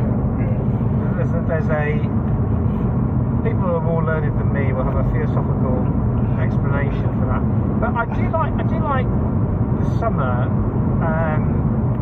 I can't cope with anything more than about 30 degrees. Yeah. And this year, the summer, we've had a terrible summer, and it's either been extreme hot and humidity, or it's been really cool and disappointing. But I don't really like spring, because spring, it's not really very warm. It's also wet. It's a bit limiting. It's still quite dark. Spring has a lot of promise, but doesn't really deliver. Yeah. That's how I feel about spring. Winter, you know exactly where you are with winter. It's dark and cold, and that's it. If summer could be like that night when we went to the pub and had that meal in the Wagner Arms, and we sat, and that was quite a nice summer evening. I think that, I tell you what, that pub, the reason you like that pub was more to do with the service and the staff than I remember. That's what made that evening, as opposed to the meal, and it was actually the cup. I've forgotten how cold it was, because I felt quite flushed. Yeah, well, your temperature was rising as a result of the exceptional customer service. There were there were some traditional autumn desserts at the pub tonight, but we saw them on the menu, but they never came back to offer us them. And actually, having eaten half of your dinner, I was quite full. And actually, having stayed in a hotel last night and having a big breakfast this morning, I perhaps didn't need a dessert. And we had a nice coffee. And I didn't think. There are none of the desserts I would have had. There was a mention of a crumble, but I didn't see what flavour. There was a mention of a golden syrup sponge or something. Really? I probably that's one of the first on the menu I saw on the website said a golden syrup sponge. But anyway, we were teased. I probably would have had that. We were teased it and never presented with it. I must have just had some ice cream, but anyway, I kind of full. And we had a nice cider and you got me a nice gin and tonic, which was that was a nice gin and tonic. Yeah, you're okay about mixing drinks because you shouldn't. In theory. You can with spirit. You can with. Well, I know you can. Should you? Well, I only had the one cider and the one gin and tonic. Well, you had a pint of cider. Yes, I did. And you had a large fish bowl. Yeah. Fish bowl. It was a fish bowl. But it. Yeah. So absolutely, there is absolutely no law against that. I got a chauffeur to take me home, so. In theory, you shouldn't mix the grape and the grain, but I suppose the cider is an apple-based, fruit-based product. Would we go back there? Do you think? Yeah, I think we might. Go back there, yeah. Again, maybe it's better to go back there when it's slightly warmer. Although we know they've got the fire on. But yeah, I don't know. I think. As it gets closer to Christmas, it will get busier, and so they'll probably. Well, we've got the next two meetups. Are like planned for birthday things. So maybe we should have an Indian in December. Or something. Yeah, that would be nice. Yeah, I like that. We always go back to that one we went to earlier in the year. Yeah, Everest. Yeah, I think that was good. The real festive spirit will hit you when you walk into Rules. Yeah. In November. Well, it might be the only Christmas spirit because I don't have any other plans for going for a big meal. And if we go for an Indian, there won't be much Christmas there. You don't think? They'll do a Christmas thing? They might do. But anyway, thank you very much for a nice evening. Okay, no, you're welcome. And yes, next time I see you, I think this might be the last time you see me when I'm in my 40s. Yeah. I might look completely different. That might be me cast. I'll be played by a different actor. You'll be regenerated anyway. Regenerated. Yeah. We'll see. Well, I know you're auditioning all the time. Oh, yeah. For younger models. That's a completely different podcast, and it's just by subscription. Not available on this network.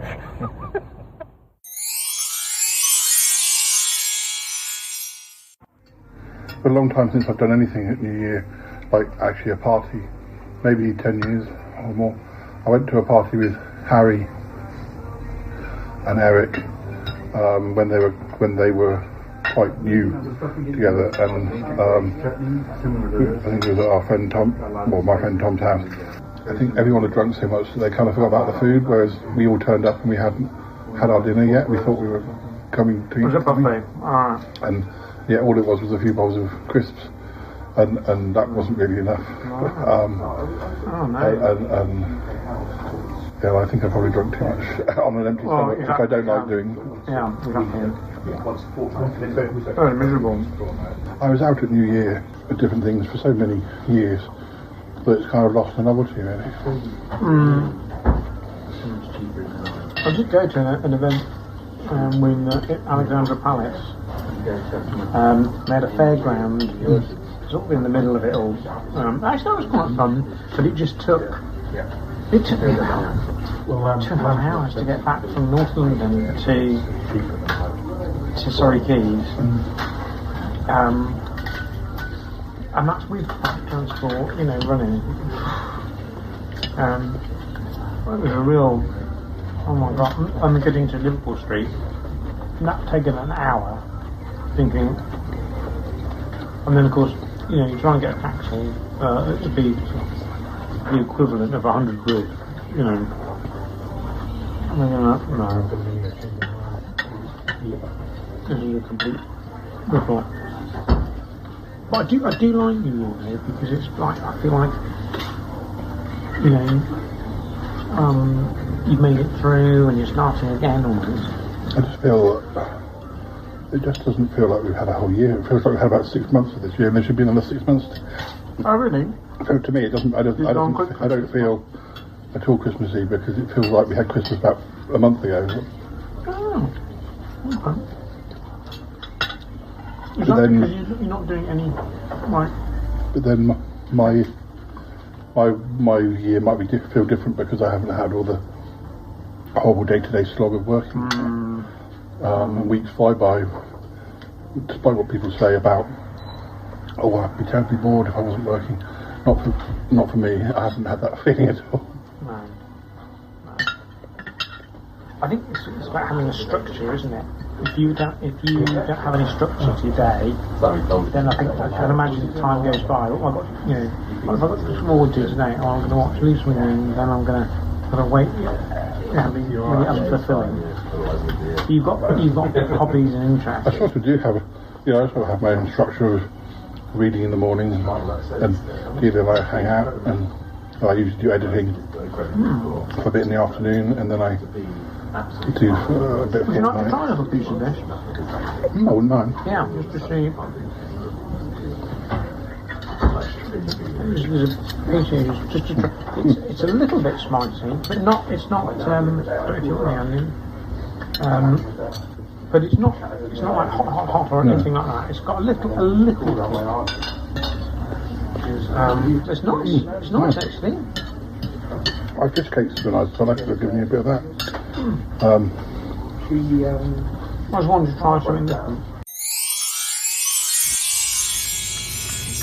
Listeners, I'm here with Paul from school. We're just getting back to my parents' house, and we've just had a nice Indian meal.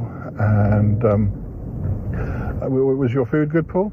It was excellent. I had a fish thing actually this time as a starter. I had fish. Had before? I had fish cakes as a starter, and I had a chicken garlic thing and vanilla ice cream, and had lots of nice things. Yours looked good. Yeah, and it actually wasn't that busy, was it, for a Thursday night? Yeah. So we had good service, and it was all quite relaxed. And you ought to say Happy Christmas. Happy Christmas to the listeners. Yeah, Happy Christmas to all your listeners. Yes. And Happy New Year. When it arrives. Happy New Year. For some people, it arrives sooner than others. Yeah. Because of the international audience. Yeah. Listeners, I'm going to have to break it to you that this year, as you know, we've seen Paul a lot. No, we've seen Paul an average of once a month, because there was one month we saw him twice. Well, at least 1 month, if not two. 1.2 times a month. Yeah. You tell them what's happened. Well, basically, I've come to the end of my assignment now, and so that means I'll be moving back to the Midlands. Sorry. Yeah, and I finish tomorrow. So basically, he'll only be on the show 2 or 3 times a year, rather than 25 times like he was this year. Yeah. So stop cheering. No, don't cheer. No, stop it. He might hear. The thing is, we want to leave it to the last minute because of all the emotion. Yes. And I know you're going to want to write in, you're going to want to email. There'll be petitions. Yeah. And campaigns. And there'll be questions asked in Parliament over all this. Yeah. But to be honest, I don't want it. No. I don't want it. And let him go, listeners. Let him go. And he won't be totally gone. It's not like he's regenerating. That's right, yeah. But set him free. If you love him, set him free. That's what it is. But nothing lasts forever, and that's why you have to savour these moments. Yes. They just didn't know that they had to. Now you have to go back and listen to the episodes with him again. Exactly. But you'll appreciate them twice as much now. Yeah. And it's farewell rather than goodbye. Yeah, there'll be fan clubs being set up for you.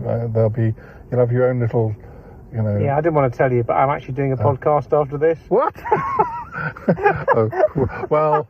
I've got to go. I've got to go. He's got to go, listeners.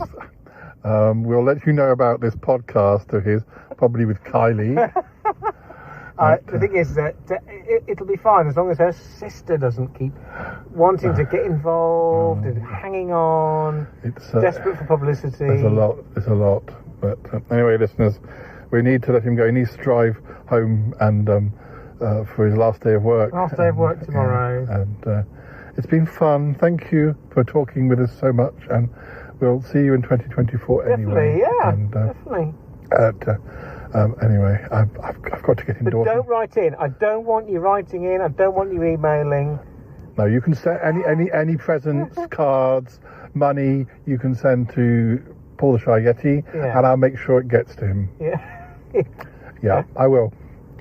If I manage to find time to meet up with him, so to make the checks out to Paul the Shy Yeti.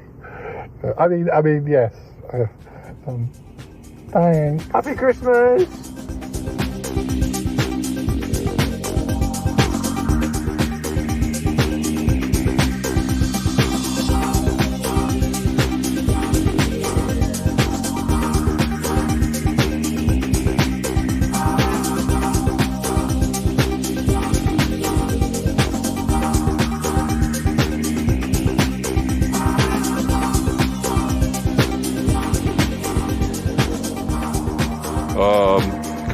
Come, Toppy. Yes, you're all plugged into the machine. Oh, God. Okay, Evil Paul.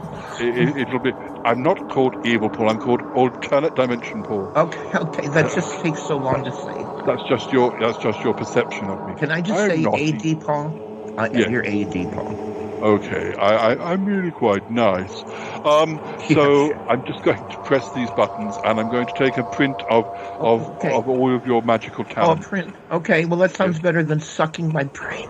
My brains out. No, we don't want your brains removed. I mean, it was an option, but it's not the kind option. Is it going to hurt? No. But once we have the imprint, then I will need you to start teaching us practical magic. But anyway, so I'm just going to press this button. Oh, okay. Wait, before you do that. Yes. You're telling me I do this, you're going to really sick, right? Yes. And you're not lying. No, I'm not lying. You're not being deceptive. No, we've thought of many different plans over the months. First we wanted Paul, but then we realized that really he is pretty useless. He can't even put his socks on. And then we thought about, what it could do for us, but really all that slime, it's bad enough having an alternate dimension ink, let alone having the real one. 2 slime balls in one place. Okay. I know what you mean. Every time he visits me, I gotta clean the whole studio. Exactly. So then we thought of you with your magical talents. Okay. And, I mean, we could have just kidnapped you and kept you here, but it made sense just to let you go. The world would be deprived of the Smellcast. So it's true. I am a rather gifted prestidigitator. Yes. Conjurer. I'm quite skilled. By the way, note how I'm spinning this coin in my fingers, my agile sleight of hand fingers. Very good. See how it rolls over my knuckle? Well, that's an exercise magicians do to keep their fingers limber. Well, we already have a Dobby Smelly from the other dimension who is very, very successful, but it doesn't hurt to add, more strings to his bow. So rather than bring the unsuccessful Dobby Smelly to the dimension, we thought we'd just steal your talents. Underappreciated, I admit, but we put. The one bad thing about the other dimensional Toppy is that he can't do any magic. So anyway, I'm just going to press this button. Okay, all right. I'm going to close my eyes. Oh, just a minute. I have to say something. This is going to hurt me more than it's going to hurt you. Oh. Apparently. Okay, just pulling the thing now. Just don't scream too loud.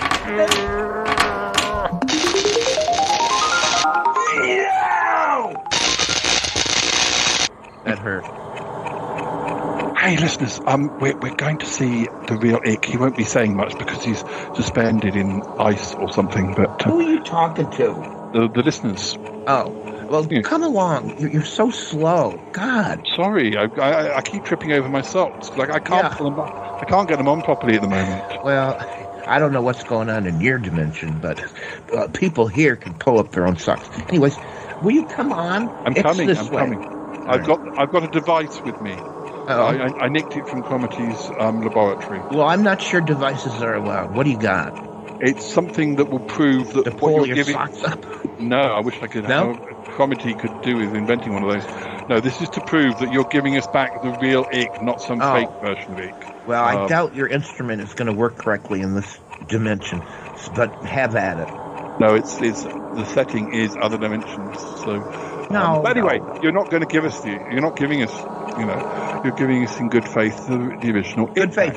That's right. Good faith. Yeah. That's all we got here in this dimension. By the way, do you like my Van Dyke? Yeah, of course you do. Very good. Yes. All right, right around this corner. Would you please hurry? Come on. I'm coming. Move your ass. Oh, it's very cold in here. I guess it has to be. Well, there he is. Goodness. Looks just like it, doesn't it? He's like a beautiful princess encased in ice. Well, if the beautiful princess was a space alien. But, are you wearing your glasses, Paul? I'm just being nice. That's what I am generally nice in the other dimension.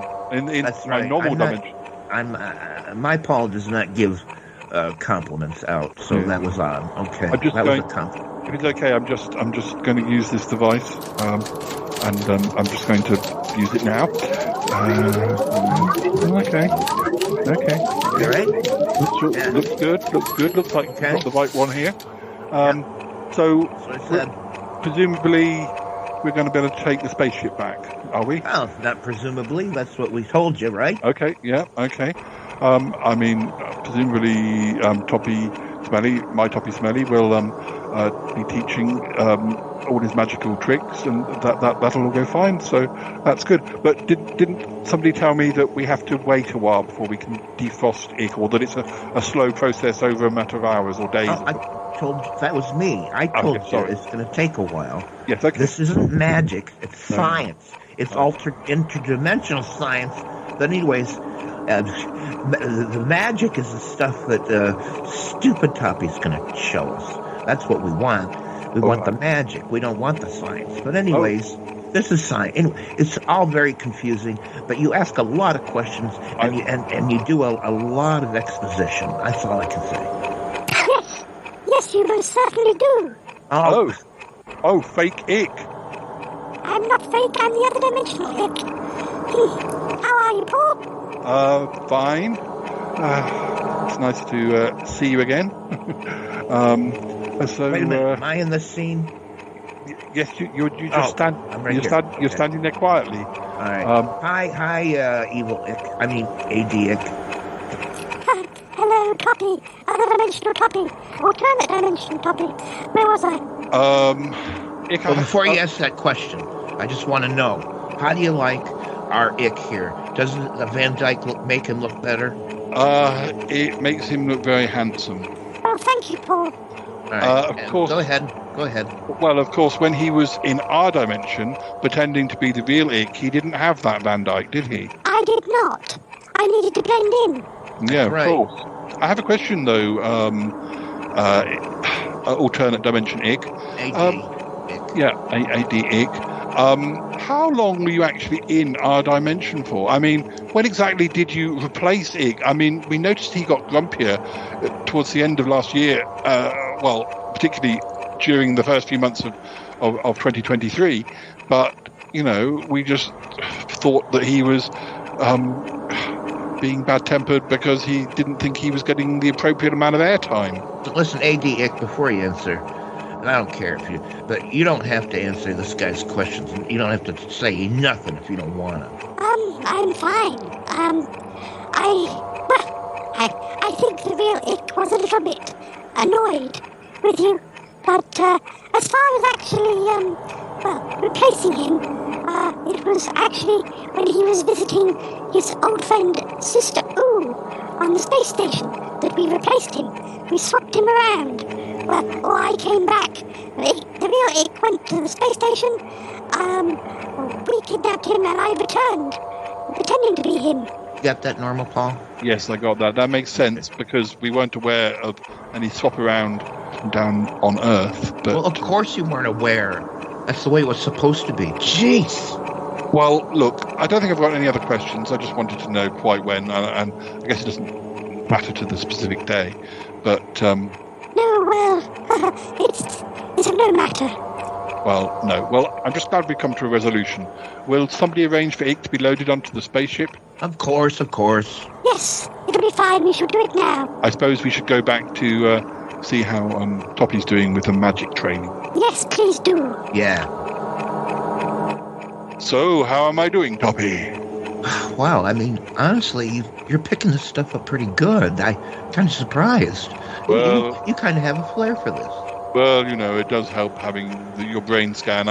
It's a bit like a cheat, really, to a certain extent. I have more talent than I would have just if I had learned from you. But okay, well, I believe it. The only thing you got to get more right is when you make magical gestures, try to be a little more, well, magical with them. Yes. Like do this with your hand. Oh, yeah. Yeah. Mm-hmm. Okay, that's pretty good. Thank you. I think, Toppy, I think that you need to tell me, like, what is a good costume for a magician. Okay. First of all, do you know what a top hat is? Yes. Do they got them here? Okay. Yes. Top hat. All right. You want a full tuxedo, evening dress. Evening dress. That's the way to do it. Usually black and white with a sparkle color, like a mini skirt. No. Evening dress. An evening dress. Well, you said a dress. No, I'm talking about pants, pantaloons, whatever you call them here. Like a suit or something. A suit. There you go. Yes. And you got, nice, sharp, shiny shoes. And most important of all, okay, all right, if you can't find any of that stuff, get a cape. I'm thinking of, like, a crushed velvet in midnight blue, perhaps. No, black. The inside can be lined with red velvet.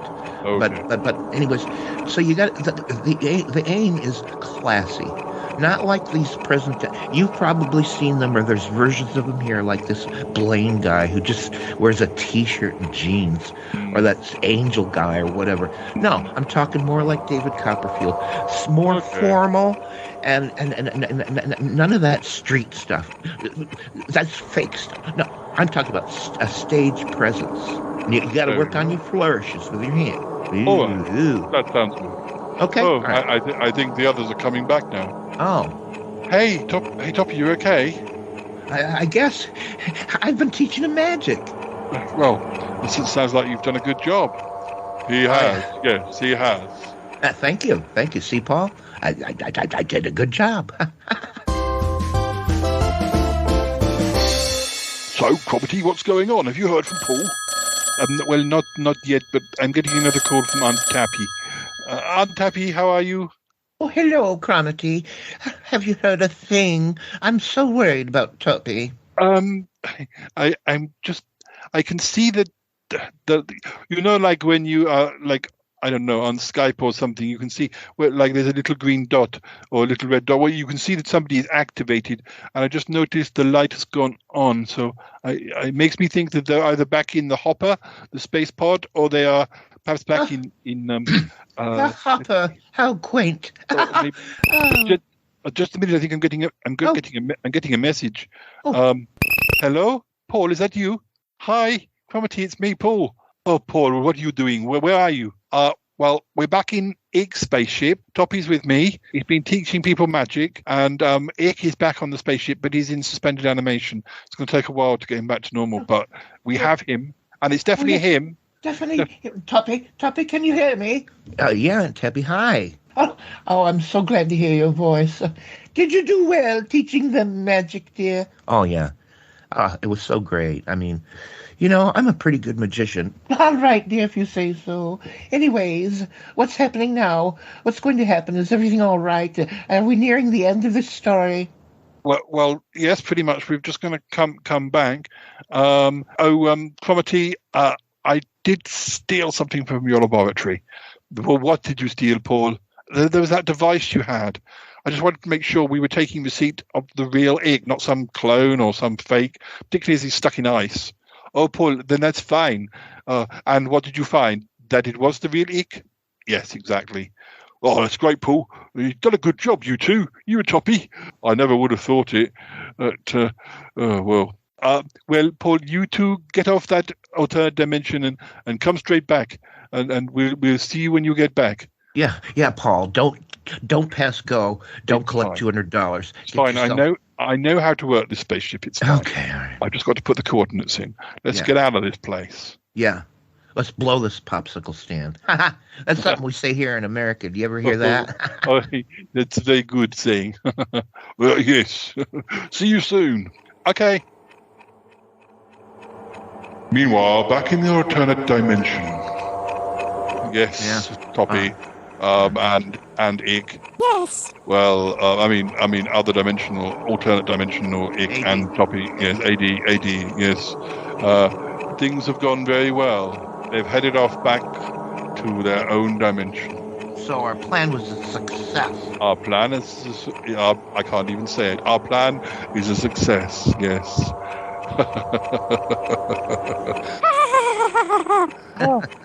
Yes, don't laugh over each other. It makes it harder to do the editing. Yes, right.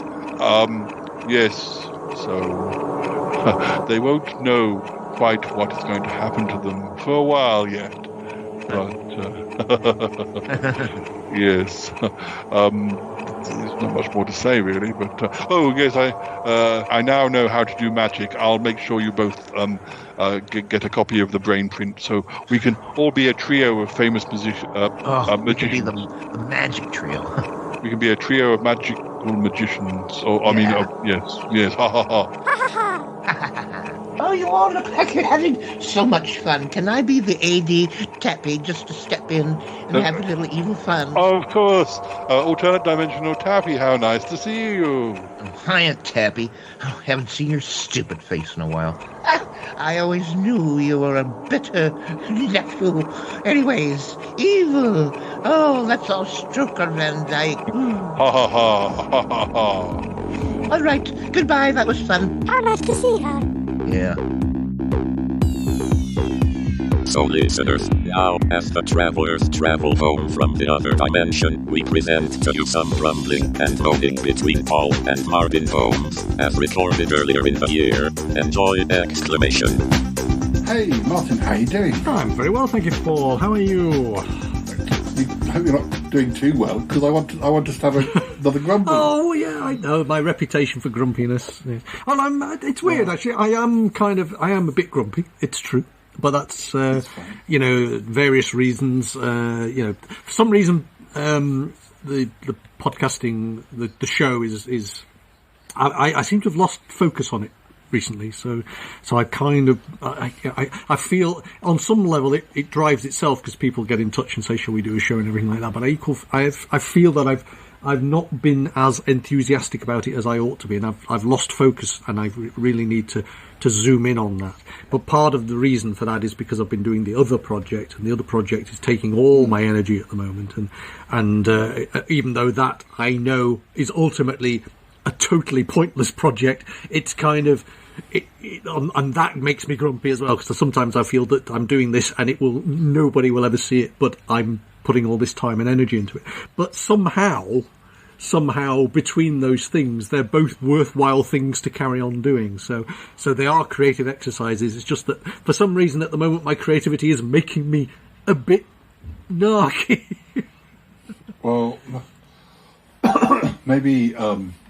When your next book is finished, Paul. Maybe that's what it is. When your next book is finished, I should interview you as like I would somebody I don't know, and I'll buy a copy of your book. And I'll think of some questions, and we'll talk about the book as if we are on Parkinson, and you're Dame Judi Dench coming with your new book to talk. I think you'll find, Paul, that Parkinson would probably have been given it for nothing. Well, yeah, but I don't expect that. We'll launch your book. We'll do something exciting for your book, and then we won't grumble. We might It will be a thing of beauty and joy, and will be something that I hope people will enjoy. But in the end, they might just look at it and go, "What's this crap?" So who knows? And I promise I won't be like one of those interviewers who kind of clearly hasn't read the book before they and kind of goes, "Oh, so the book is about 100 pages too long." I think will be the answer. I've got this book with me that we often yes. The first one probably sold more than mine ever will. I don't know. It's not very. It's very cheaply produced, but we've got loads of pages. You see, I still can't consider myself to be a writer. This is the weird thing. I have obviously produced books, but for some reason I don't call myself a writer because I don't get paid for it. So I therefore am not a writer. I'm just somebody who writes, which is a different thing. But I don't know what that makes me, because I've been paid for it sometimes. Oh, it's more than no one's going to pay me for a damn thing, I'll tell you that. Maybe I'm sometimes a writer. Yeah. You're a real writer, Paul. You're a real writer. We're not talking about millions or even 100. Well, maybe I've made over 100. Well, the fact is that somebody has got a faith in you to actually pay you for your words. That's something that's never happened to me, and so I feel humbled in your presence, Paul. You are, as far as I'm concerned, a paid writer, professional writer. I am one of these amateur hacks who's just getting by, you know. Does it count if I had a banana to their throat and was buy my book or the kid gets it? No, I wouldn't hurt a kid. No.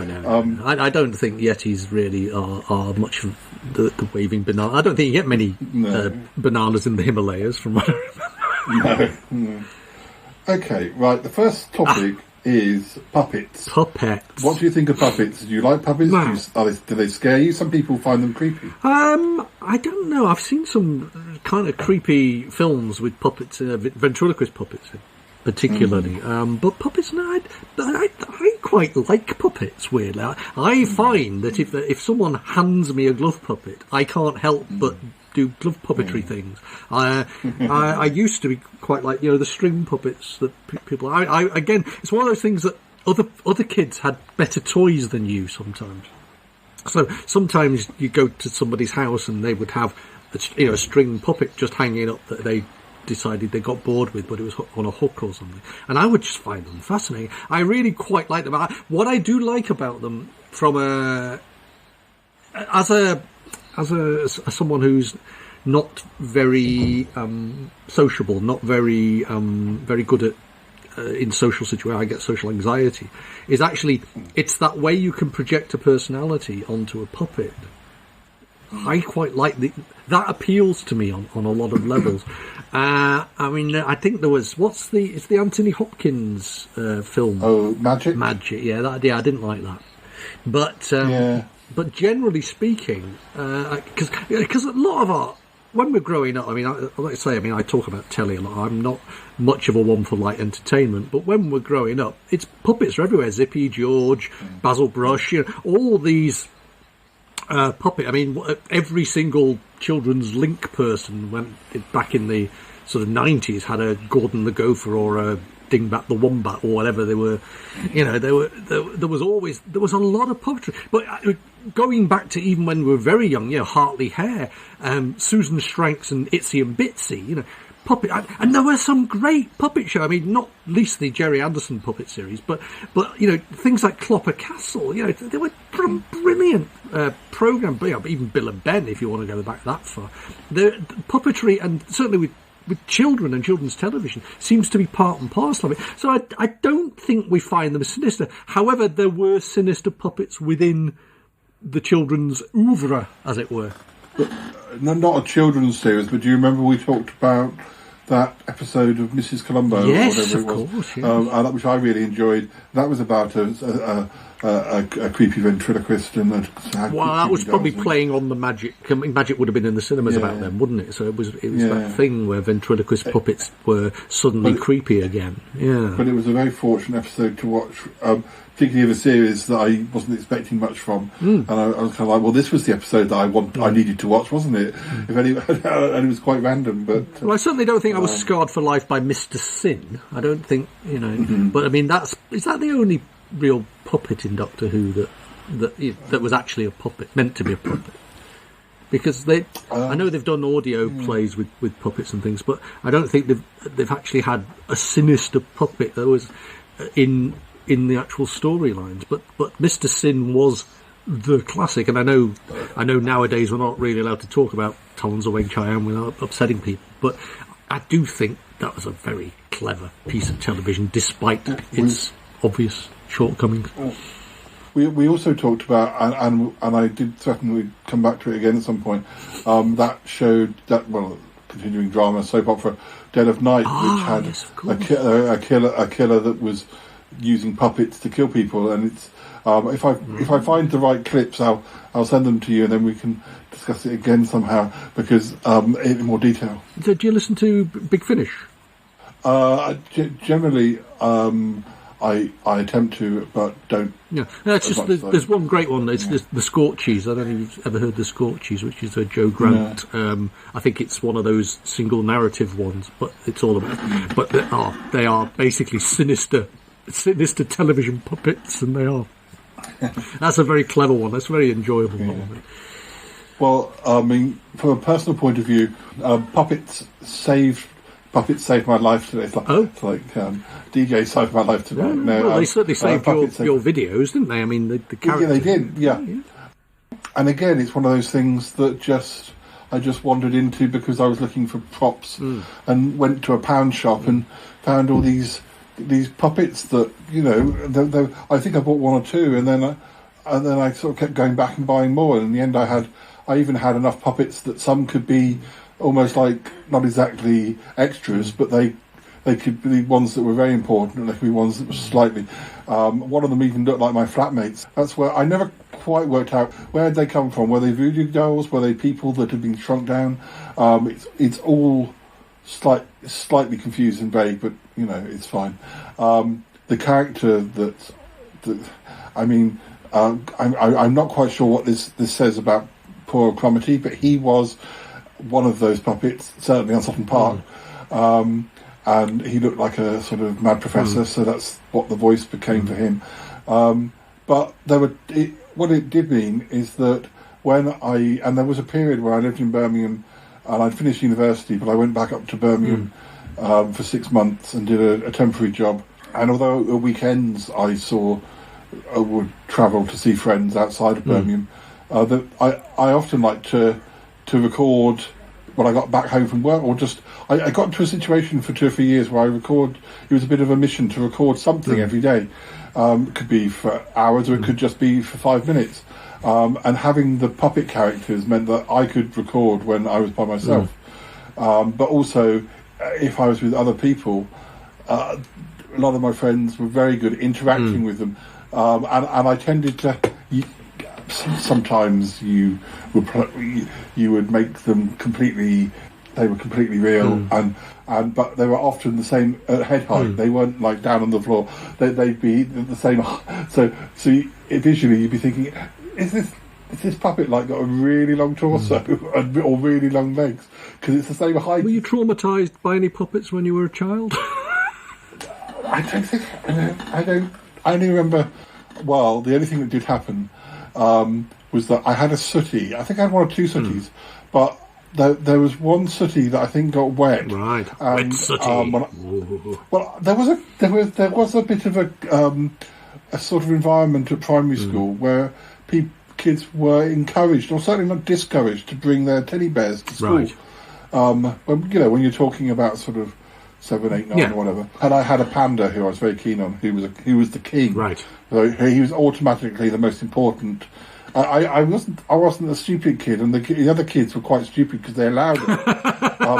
But my King Ben was the king of all of the teddy bears, or one of the ones that came to school, and the kids were like that. They accepted that. So if only life was that easy. Well, I don't know. I suspect the thing about being traumatised by it is I think it's that thing, you know, where when you wake up in the middle of the night and maybe the light catches the eyes of them or something in the room, or you're just, or the way that the light catches them or they're silhouetted or something, or you're not quite sure where you left them, but you're pretty sure they weren't there.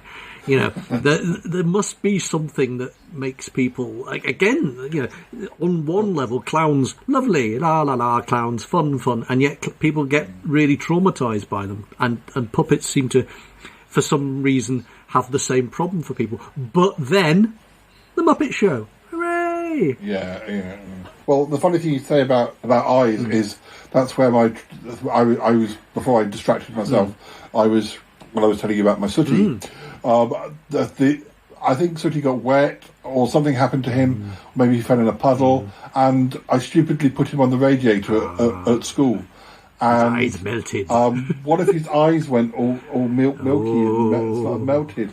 So I as a child, it's dreadful to say it, but I never felt the same about him when he had a funny eye. I don't know if I tried. You had alternative universe Sooty. You had eye patch Sooty. I turned round and they were all wearing eye patches.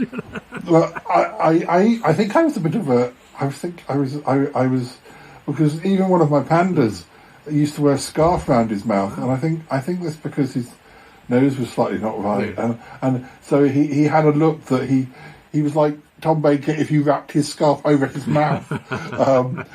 We had a weak chin. He may have had a weak chin, and there was something about him that I didn't like, and I covered it up by wrapping having this sort of stripy scarf around his mouth. I think I was quite a horrible child. I think I was very sinister Jack the Ripper Sooty. Yeah, I think I was quite judgmental of my poor bears and Sooties and things. I wasn't the. Oh, you didn't play favourites, did you? What if you? Well, Oh, because I wasn't a very good parent to them. Oh, right. I wasn't imagine, if would I have been like that if I'd had kids? Like, that one's hurt his hand. No, I'm going to stick it in a cupboard. I'm not. Yes, you're my least favourite child. Go do the washing up. Yeah, I don't know. I feel like. Or maybe you were traumatised by the younger brother arriving, and you felt that suddenly there was a hierarchy. I think a lot of some of these puppet things happened even before he came along. But yeah, I mean that was obviously. Did you have to give things to your little brother? I mean, toys and things. Only stuff that I wasn't still interested in. I wouldn't have given him Sooty, little brother. I wouldn't have given him any. Well, yeah, I could have scared him with this. I was quite a nice brother. I think I like to think I was, but I'm sure you still are.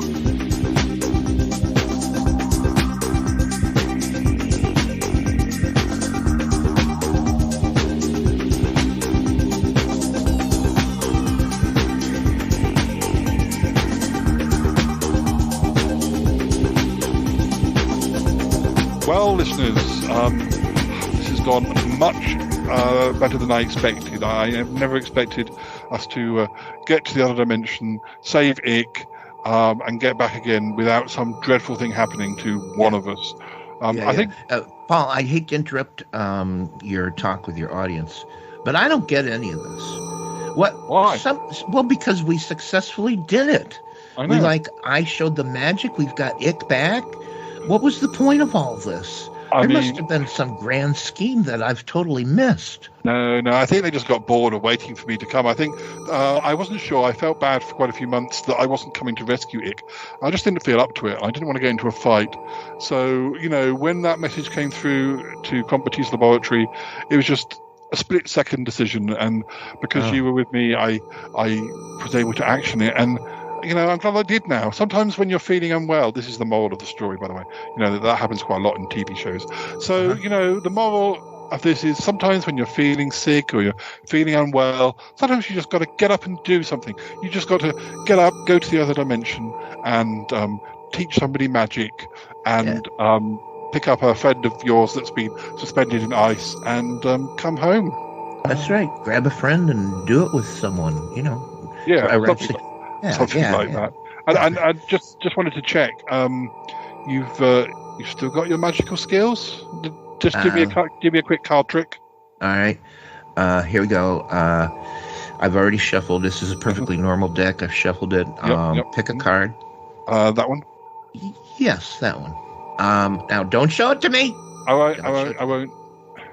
Show it to the audience. There we go, listeners. You can see it. All right.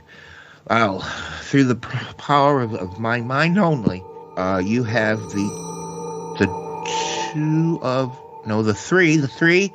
of hearts. The 3 of hearts it is. Oh, thank goodness.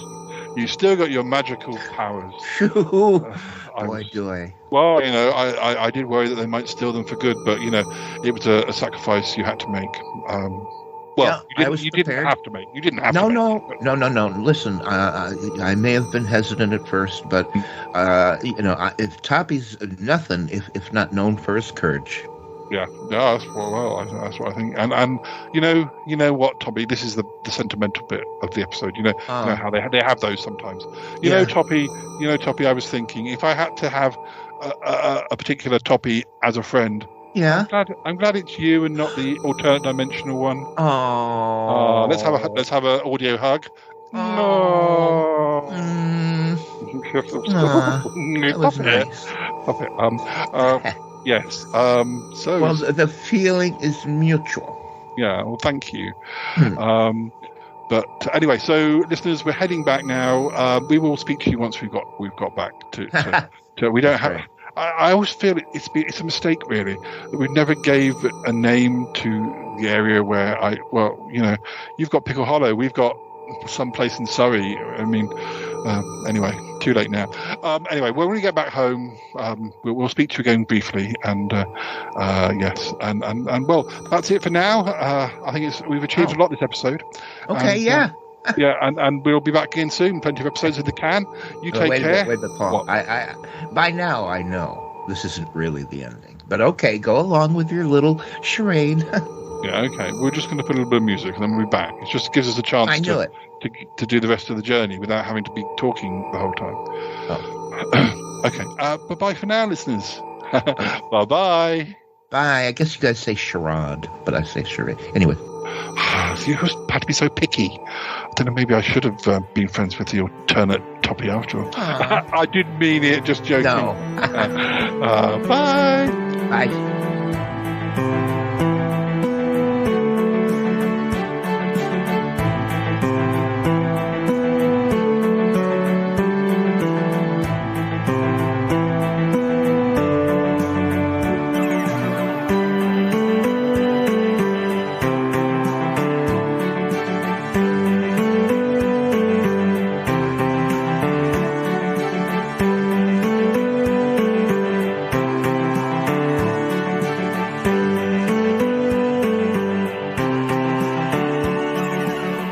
Hi, listeners.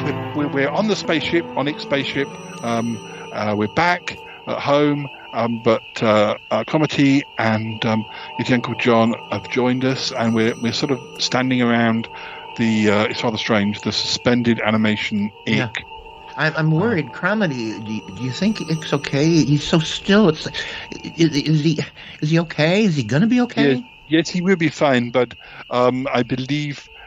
They've advised that once we start the process, it could take almost a week, maybe more, for him to slowly come back, because he's been apparently he kept trying to escape, which good for him, I say, but still, he tried to escape, so they put him in suspended animation, and when we get him back, he'll be back to normal, but well, I just hope he will be, he'll be his old self. I hope that too, because they did say, they weren't specific. They said that he was kidnapped during a visit to Sister U, but they didn't say exactly when. It's possible that he was already beginning to feel dissatisfied, so we may still have work to do to get him back on side, but hopefully he will re-sign his contract. But yeah, okay, that's all well and fine, but I'm not doing those scenes over when he asked to be, contracted by the Snowcast. No, it's fine. No, that was But now we know that ick was the other dimensional one, or the alternate dimensional one. So yeah, but I'm just saying. Yes, I know. I think we've got a message coming through from Aunt Tappy. We better let her know we're okay. Hi. Hello. Hi, Aunt Tappy. We're back. Are you back? You're back. We are. Oh. Yes, we're back. And just one question, Paul. Yes. Nonchalantly glance over Tuppy. Don't make a scene of it. But does he have a Van Dyke? No, he doesn't. No. Oh, thank heavens! No, and he's probably... we're all normal. We're all Cromitty. I gave Cromitty back his little device that we used to make sure that we were getting the right ick. And I think I saw you try it out on both of us. Well, I kind of had to really just to be sure. We understand. Yeah, and Tappy, it's me already, okay? All right, dear, just wanted to make sure. How did your little magic go? I was great. I was brilliant. I taught him everything I knew, and I don't know. I'm going to have to revive my magic career. That's all I can say. Oh, but you never had a career, dear. Oh. He was great. He was very good, Aunt Tappy, really good. Wonderful. But, anyway, we better get... I'll drop Toppy home once we sort of just had time to take a breath. Yes, take a breath. Or just have a cup of tea and some marmalade and toast or whatever it is you do over there. I'm so glad you're back. We will. Ta-ta. Bye. Where's Yeti Uncle John? I thought he was putting the kettle on. No, I think you'll be here in a minute. Yeah. Has anyone been in touch with Ark? I don't know how much Ark knows about. He's not been around for so long. Does he even know that the ick isn't about? Wait a minute. Is Ook or Uck? There's too many icks. No, Ark. No, well, Ark is Ick's son. You remember? Oh him. Yeah, that's yeah. The one who grew up really quickly and then went off into space with his stuff. We don't really hear from him. No. But I don't know. I'll try and contact him, but maybe it's best he doesn't know. I wonder if Sister Oo can remember, when this whole thing happened. I don't really have contact with her either. No. Guys, if you want to come through, everything's ready. I've done some tea and scones, and then so Toppy's had a bit of a feed before he goes home. Thank you. That's great. Wonderful. Interdimensional travel makes one hungry. Oh, you ever notice that? Yes, it definitely does. I was just thinking, when we go, whilst we have our green tea and scones and stuff, I thought I might just. I've just put headphones around the ice block. I thought it'd be quite nice if, I don't know if he'll hear it or not, but I thought that something fun for him to listen to. You're gonna play an episode of the Smellcast for him, aren't you? That is a possibility. Actually, I was going to play him the Flea podcast, but anyway. Okay. But maybe. Anyway, come on, let's go and have our tea. Yeah. Oh dear. Oh well, shouldn't be too long before Ick is back with us. I gotta go now. Bye. Gotta go.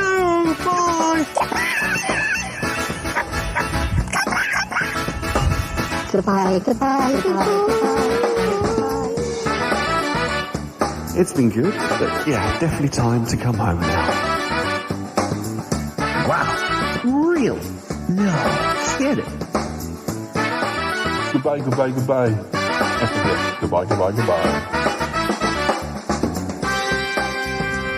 This show is part of the Pride 48 Network. Find more shows over at pride48.com. What's going on now? Oh, it's the Shy Life Podcast. Let's go. I have a voice. I have a voice. You have a voice. You have a voice. We have a voice. We have a voice. Unique voices in podcasting. UnivazPods.net. That is so cringe, oh my god. You're a man of culture as well.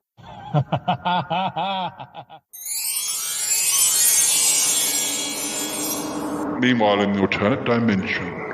Thank you, narrated guy. Anyways, boy, we sure fooled them. We put one over on them, didn't we? We did, yes. I believe they've returned safely to their own dimension. Without a clue as what's really going on. No.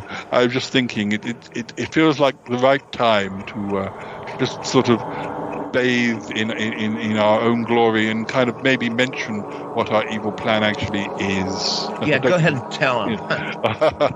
Well, this is how it will be.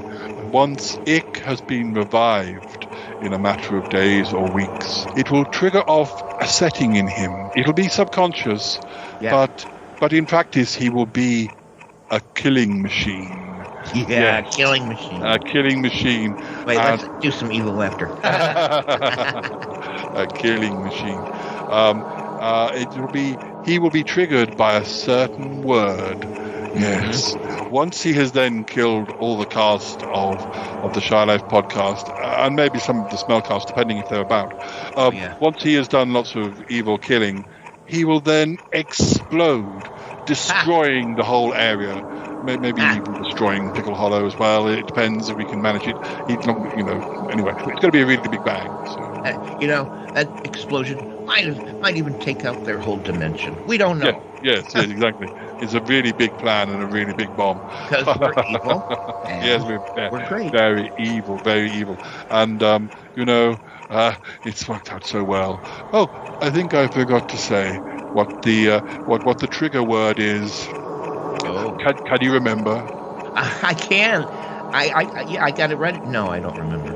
No, well, the trigger word which will cause the explosion and the killing machine is the word Phoenix.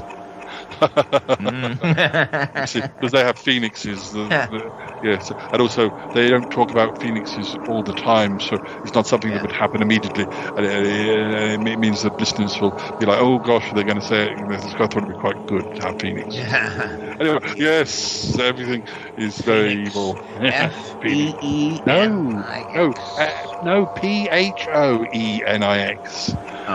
it's a silent PH. Oh, yeah, silent PH is trigger word. Phoenix. I mean, I wonder if do they have alternate dimension fleas? They must. Evil fleas. No. Yeah. Or maybe they're really nice fleas. Oh, today we'd like to do something evil. We're going to jump on a puppy and stroke its hair. Lovely pussycat. What are we talking about? We're evil. We're evil. We're very evil. Please, and so, yes. So basically, to sum up, Ick wakes up. Stepped on one of them. Just to sum up, because I'm evil. Yes. Just to sum up, Ick wakes up. And he's a killing machine, trigger word, Phoenix, then lots of killing, explosion. That's coming up on the Shy Life podcast in the next few months. So. Very evil.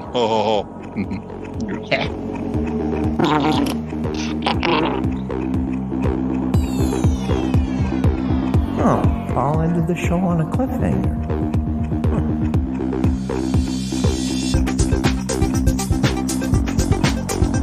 I don't know. It's like he puts out 20,000 episodes a month.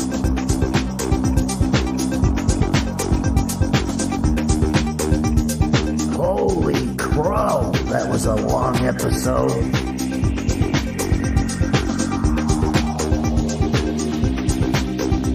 Paul, that was a whopper. Please.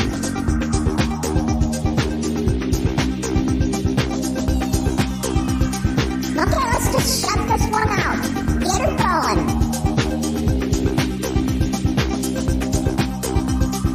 This is just the weirdest thing I've ever heard.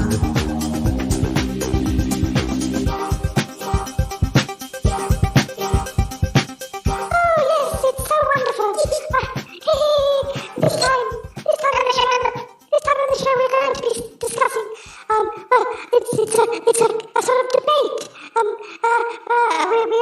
We are talking about, we're going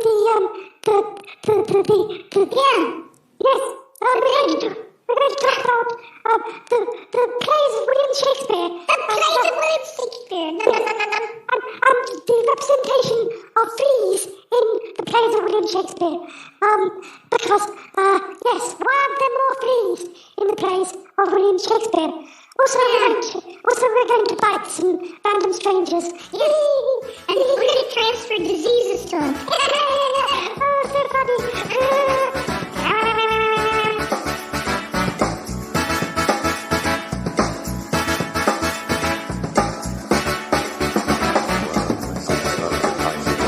691, 691, 691, 691,